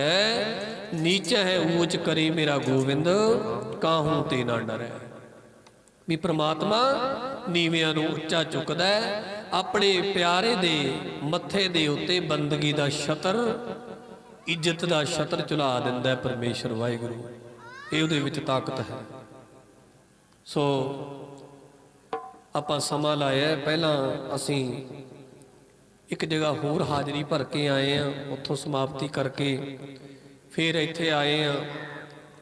2-3 ਦਿਨਾਂ ਤੋਂ ਲਗਾਤਾਰ ਚੱਲ ਰਹੇ ਆ, ਗਲਾ ਵੀ ਕੁਝ ਸਾਥ ਨਹੀਂ ਸੀ ਦੇ ਰਿਹਾ। ਸਤਿਗੁਰੂ ਜੀ ਨੇ ਆਪ ਹਾਜ਼ਰੀ ਭਰਵਾਈ ਹੈ। ਭਗਤ ਰਵਿਦਾਸ ਜੀ ਦੇ ਪਵਿੱਤਰ ਆਗਮਨ ਪੁਰਬ ਦੇ ਸੰਬੰਧ 'ਚ ਆਪਾਂ ਸਾਰਿਆਂ ਨੇ ਹਾਜ਼ਰੀ ਭਰੀ ਹੈ। ਬਹੁਤ ਸੋਹਣਾ ਉਪਰਾਲਾ ਇਲਾਕੇ ਦੀ ਸੰਗਤ ਨੇ, ਗੁਰਮੁਖ ਪਿਆਰਿਆਂ ਨੇ, ਨਗਰ ਨਿਵਾਸੀਆਂ ਨੇ, ਬਾਬਾ ਰਾਮ ਸਿੰਘ ਜੀ ਉਹਨਾਂ ਨੇ ਬਹੁਤ ਸੋਹਣਾ ਉਪਰਾਲਾ ਕੀਤਾ ਹੈ। ਗੁਰਦੁਆਰਾ ਸਾਹਿਬ, ਗੁਰਦੁਆਰਾ ਬੀੜ ਸਾਹਿਬ ਵਿਖੇ ਭਗਤ ਰਵਿਦਾਸ ਜੀ ਦੇ ਪ੍ਰਕਾਸ਼ ਦਿਹਾੜੇ ਦੇ ਸੰਬੰਧ ਵਿੱਚ ਅਖੰਡ ਪਾਠ ਸਾਹਿਬ ਪ੍ਰਾਰੰਭ ਹੋਏ ਸਨ। ਅੱਜ ਭੋਗ ਪਾਏ ਗਏ। ਉਸ ਤੋਂ ਉਪਰੰਤ ਥੋੜਾ ਸਮਾਂ ਆਪਾਂ ਕੀਰਤਨ ਕਥਾ ਵਿਚਾਰਾਂ ਦੁਆਰਾ ਹਾਜ਼ਰੀ ਭਰੀ ਹੈ। ਸੋ ਸੰਗਤਾਂ ਦੂਰੋਂ ਨੇੜਿਓਂ ਚੱਲ ਕੇ ਆਈਆਂ ਨੇ। ਬਹੁਤ ਬਹੁਤ ਧੰਨਵਾਦ ਹੈ ਗੁਰੂ ਕੀਆਂ ਸੰਗਤਾਂ ਦਾ। ਆਓ ਭਗਤ ਰਵਿਦਾਸ ਜੀ ਦੇ ਜੀਵਨ ਤੋਂ ਸੇਧ ਲਈਏ, ਪਰਮਾਤਮਾ ਅਕਾਲ ਪੁਰਖ ਦੀ ਬੰਦਗੀ ਨਾਲ ਜੁੜੀਏ, ਸੱਚ ਨਾਲ ਜੁੜੀਏ, ਤਾਂ ਜੋ ਅਸੀਂ ਆਪਣੇ ਜੀਵਨ ਨੂੰ ਸਫਲ ਕਰ ਸਕੀਏ। ਭਗਤ ਰਵਿਦਾਸ ਜੀ ਦਾ ਸਮੁੱਚਾ ਜੀਵਨ ਲੁਕਾਈ ਨੂੰ ਸੇਧ ਦਿੰਦਾ ਹੈ, ਅੱਜ ਵੀ ਦਿੰਦਾ ਹੈ। ਅਕਾਲ ਪੁਰਖ ਵਾਹਿਗੁਰੂ ਪਰਮੇਸ਼ਰ ਦੀ ਬੰਦਗੀ ਕਰਨ ਵਾਲੇ ਸਨ ਭਗਤ ਰਵਿਦਾਸ ਜੀ। ਭਾਵੇਂ ਜਾਤ ਕਰਕੇ ਨੀਵੇਂ ਸਨ, ਪਰ ਬੰਦਗੀ ਕਰਕੇ ਭਗਤ ਜੀ ਉੱਚੇ ਸਨ। ਸਾਧ ਸੰਗਤ ਜੀ, ਜਦੋਂ ਨਾ ਚਿਤੌੜਗੜ੍ਹ ਦੀ ਰਾਣੀ, ਮੈਂ ਛੋਟੀ ਜੀ ਗੱਲ ਕਰਕੇ ਸਮਾਪਤੀ ਕਰਦਾ। ਚਿਤੌੜਗੜ੍ਹ ਦੀ ਰਾਣੀ ਜਿਹੜੀ ਹੈ ਝਾਲੀ ਬਾਈ ਸੀ। ਉਹਨਾਂ ਭਗਤ ਜੀ ਦੀ ਮਹਿਮਾ ਸੁਣ ਕੇ ਸ਼ਰਧਾਲੂ ਬਣ ਗਏ, ਬਹੁਤ ਸ਼ਰਧਾਲੂ ਬਣ ਗਏ। ਸਾਲ ਬਾਅਦ ਉਹ ਇੱਕ ਭੰਡਾਰਾ ਕਰਦੀ ਹੁੰਦੀ ਸੀ, ਭੋਜਨ ਪਾਣੀ ਕਰਦੀ ਸੀ। ਉਹਦੇ ਵਿੱਚ ਵੱਡੇ ਵੱਡੇ ਪੰਡਤ ਲੋਕਾਂ ਨੂੰ, ਵਿਦਵਾਨ ਲੋਕਾਂ ਨੂੰ ਬੁਲਾਉਂਦੀ ਸੀ। ਇਸ ਵਾਰ ਉਹਨੇ ਸਾਧ ਸੰਗਤ ਜੀ ਭੰਡਾਰਾ ਕੀਤਾ ਤੇ ਭਗਤ ਰਵਿਦਾਸ ਜੀ ਨੂੰ ਵੀ ਸੱਦਾ ਦਿੱਤਾ ਕਿ ਤੁਸੀਂ ਵੀ ਆਓ। ਤੇ ਜਦੋਂ ਪਤਾ ਲੱਗਿਆ ਨਾ ਬ੍ਰਾਹਮਣ ਲੋਕਾਂ ਨੂੰ, ਪੰਡਤ ਲੋਕਾਂ ਨੂੰ ਵੀ ਰਵਿਦਾਸ ਵੀ ਆਵੇਗਾ, ਤੇ ਉਹ ਰਾਣੀ ਝਾਲੀ ਬਾਈ ਨੂੰ ਕਹਿੰਦੇ ਨੇ, ਜੇਕਰ ਰਵਿਦਾਸ ਆਵੇਗਾ ਤੇ ਅਸੀਂ ਤੇਰੇ ਮਹਿਲਾਂ 'ਚ ਨਹੀਂ ਆਉਣਾ। ਜੇ ਉਹਨੂੰ ਭੋਜਨ ਛਕਾਣਾ ਤੇ ਅਸੀਂ ਵੀ ਨਹੀਂ ਆਉਣਾ, ਫਿਰ ਅਸੀਂ ਨਹੀਂ ਆਉਣਾ। ਜਾਂ ਉਹ ਨਾ ਆਵੇ ਫਿਰ ਅਸੀਂ ਆਵਾਂਗੇ। ਭਗਤ ਜੀ ਨੂੰ ਪਤਾ ਲੱਗਿਆ, ਉਹ ਕਹਿੰਦੇ ਕੋਈ ਗੱਲ ਨਹੀਂ, ਮੈਂ ਮਹਿਲਾਂ ਦੇ ਵਿੱਚ ਨਹੀਂ ਆਵਾਂਗਾ, ਬਾਹਰ ਬਹਿ ਜਾਵਾਂਗਾ। ਬ੍ਰਾਹਮਣ ਲੋਕ ਆਏ, ਪੰਗਤਾਂ ਲੱਗ ਗਈਆਂ, ਭੋਜਨ ਪਾਣੀ ਅੱਗੇ ਰੱਖ ਦਿੱਤਾ ਗਿਆ। ਹੁਣ ਕੀ ਹੋਇਆ? ਹੁਣ ਭਗਤ ਰਵਿਦਾਸ ਜੀ ਮਹਿਲ ਤੋਂ ਬਾਹਰ ਬੈਠੇ ਨੇ। ਕੋਈ ਗੱਲ ਨਹੀਂ, ਮੈਂ ਬਾਅਦ ਚ ਭੋਜਨ ਛਕ ਲਾਂਗਾ। ਕੋਈ ਵਿਤਕਰਾ ਨਹੀਂ ਭਗਤ ਜੀ ਦੇ ਅੰਦਰ, ਪਰ ਉਹ ਵਿਦਵਾਨ ਪੰਡਤ ਲੋਕਾਂ ਦੇ ਅੰਦਰ ਹੈ। ਸਾਧ ਸੰਗਤ ਜੀ ਜਦੋਂ ਭੋਜਨ ਛਕਣ ਲੱਗੇ ਨਾ, ਥਾਲਾਂ ਵਿੱਚ ਪਿਆ ਭੋਜਨ ਜਦੋਂ ਛਕਣ ਲੱਗੇ, ਹੁਣ ਆਪਾਂ ਇੱਕ ਸਾਧ ਸੰਗਤ ਜੀ ਰੋਜ਼ ਸ਼ਬਦ ਸੁਣਦੇ ਆ। ਜਦੋਂ ਆਪਾਂ ਸ਼ਬਦ ਸੁਣਦੇ ਆ, ਹਰ ਜੁਗ ਜੁਗ ਭਗਤੋ ਪਾਇਆ, ਪੈਜ ਰੱਖਦਾ ਆਇਆ ਰਾਮ ਰਾਜੇ। ਹਰਨਾਕਸ਼ ਦੁਸ਼ਟ ਹਰ ਮਾਰਿਆ, ਪ੍ਰਹਿਲਾਦ ਤਰਾਇਆ। ਅਹੰਕਾਰੀਆਂ ਨਿੰਦਕਾਂ ਪਿੱਠ ਦੇ, ਨਾਮ ਦਿਓ ਮੁਖ ਲਾਇਆ। ਜਨ ਨਾਨਕ ਐਸਾ ਹਰ ਸੇਵਿਆ, ਅੰਤ ਲੈ ਛਡਾਇਆ। ਇਹਦੇ ਵਿੱਚ ਗੁਰੂ ਸਾਹਿਬ ਜੀ ਨੇ ਦਰਸਾਇਆ ਵੀ ਰੱਬ ਦੇ ਭਗਤਾਂ ਦੀ ਪੈਜ ਰੱਬ ਆਪ ਰੱਖਦਾ ਹੈ, ਉਹਨਾਂ ਦੀ ਪਿੱਠ ਨਹੀਂ ਲੱਗਣ ਦਿੰਦਾ। ਰਵਿਦਾਸ ਜੀ ਬਾਹਰ ਬਹਿ ਗਏ ਮਹਿਲਾਂ ਤੋਂ। ਉਹ ਪੰਡਤ ਵਿਦਵਾਨ ਲੋਕ ਪੰਗਤਾਂ 'ਚ ਬਹਿ ਕੇ ਥਾਲੀਆਂ ਵਿੱਚ ਭੋਜਨ ਪਰੋਸਿਆ ਪਿਆ ਛਕਣ ਲੱਗੇ। ਉੱਥੇ ਪਤਾ ਕੀ ਹੋਇਆ? ਜਦੋਂ ਛਕਣ ਲੱਗੇ ਨਾ, ਮੂੰਹ 'ਚ ਪਾਉਣ ਲੱਗੇ ਭੋਜਨ, ਤੇ ਇੱਕ ਬ੍ਰਾਹਮਣ ਜਿਹੜਾ ਸੀ, ਉਹ ਜਦੋਂ ਭੋਜਨ ਛਕਣ ਲੱਗਿਆ ਤੇ ਉਹਨੂੰ ਇਉਂ ਲੱਗਿਆ ਵੀ ਰਵਿਦਾਸ ਮੇਰੇ ਨਾਲ ਬਹਿ ਕੇ ਭੋਜਨ ਖਾ ਰਿਹਾ। ਭੁਲੇਖਾ ਪੈ ਗਿਆ। ਕਈ ਵਾਰ ਆਪਾਂ ਨੂੰ ਭੁਲੇਖਾ ਪੈ ਜਾਂਦਾ। ਹਨੇਰੇ 'ਚ ਕੋਈ ਪਿੱਛੇ ਨਹੀਂ ਹੁੰਦਾ, ਫਿਰ ਵੀ ਆਪਾਂ ਨੂੰ ਲੱਗਦਾ ਵੀ ਪਿੱਛੇ ਪਿੱਛੇ ਕੋਈ ਆ ਰਿਹਾ। ਇਹਨੂੰ ਕਹਿੰਦੇ ਭੁਲੇਖਾ, ਭਰਮ। ਰੱਸੀ ਪਈ ਹੋਵੇ ਹਨੇਰੇ 'ਚ, ਆਪਾਂ ਨੂੰ ਲੱਗਦਾ ਵੀ ਸੱਪ ਪਿਆ। ਉਹ ਜਦੋਂ ਮੂੰਹ 'ਚ ਬੁਰਕੀ ਪਾਉਣ ਲੱਗਿਆ ਤੇ ਉਹਨੂੰ ਇਉਂ ਲੱਗਿਆ ਵੀ ਇਉਂ ਲੱਗਦਾ ਵੀ ਮੇਰੇ ਨਾਲ ਰਵਿਦਾਸ ਬੈਠਾ ਹੈ, ਭਰਮ ਜਾ ਪਿਆ। ਉਹ ਨਾਲ ਵਾਲੇ ਬ੍ਰਾਹਮਣ ਨੂੰ ਕਹਿੰਦਾ ਮੈਨੂੰ ਇਉਂ ਲੱਗਦਾ ਵੀ ਮੇਰੇ ਨਾਲ ਬਹਿ ਕੇ ਰਵਿਦਾਸ ਭੋਜਨ ਖਾ ਰਹੇ ਆ। ਅਸਲ ਦੇ ਵਿੱਚ ਉਹਨੂੰ ਬਾਹਰ ਕਢਾ ਦਿੱਤਾ ਭਗਤ ਰਵਿਦਾਸ ਜੀ ਨੂੰ, ਮਹਿਲਾਂ ਤੋਂ ਬਾਹਰ ਬੈਠੇ ਨੇ ਉਹ।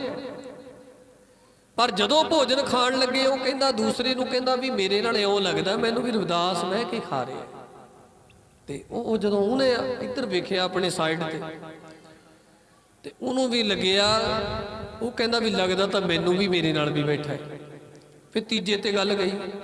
ਜਦੋਂ ਤੀਜੇ ਤੇ ਗੱਲ ਗਈ ਉਹਨੂੰ ਪੁੱਛਿਆ, ਉਹ ਆਲੇ ਦੁਆਲੇ ਵੇਖਦਾ ਹੈ, ਉਹ ਕਹਿੰਦਾ ਵੀ ਮੈਨੂੰ ਵੀ ਲੱਗਦਾ ਵੀ ਮੇਰੀ ਥਾਲੀ 'ਚ ਹੀ ਖਾਂਦਾ ਹੈ। ਇਸ ਤਰ੍ਹਾਂ ਹਜ਼ਾਰਾਂ ਬ੍ਰਾਹਮਣ ਬੈਠੇ ਸੀ,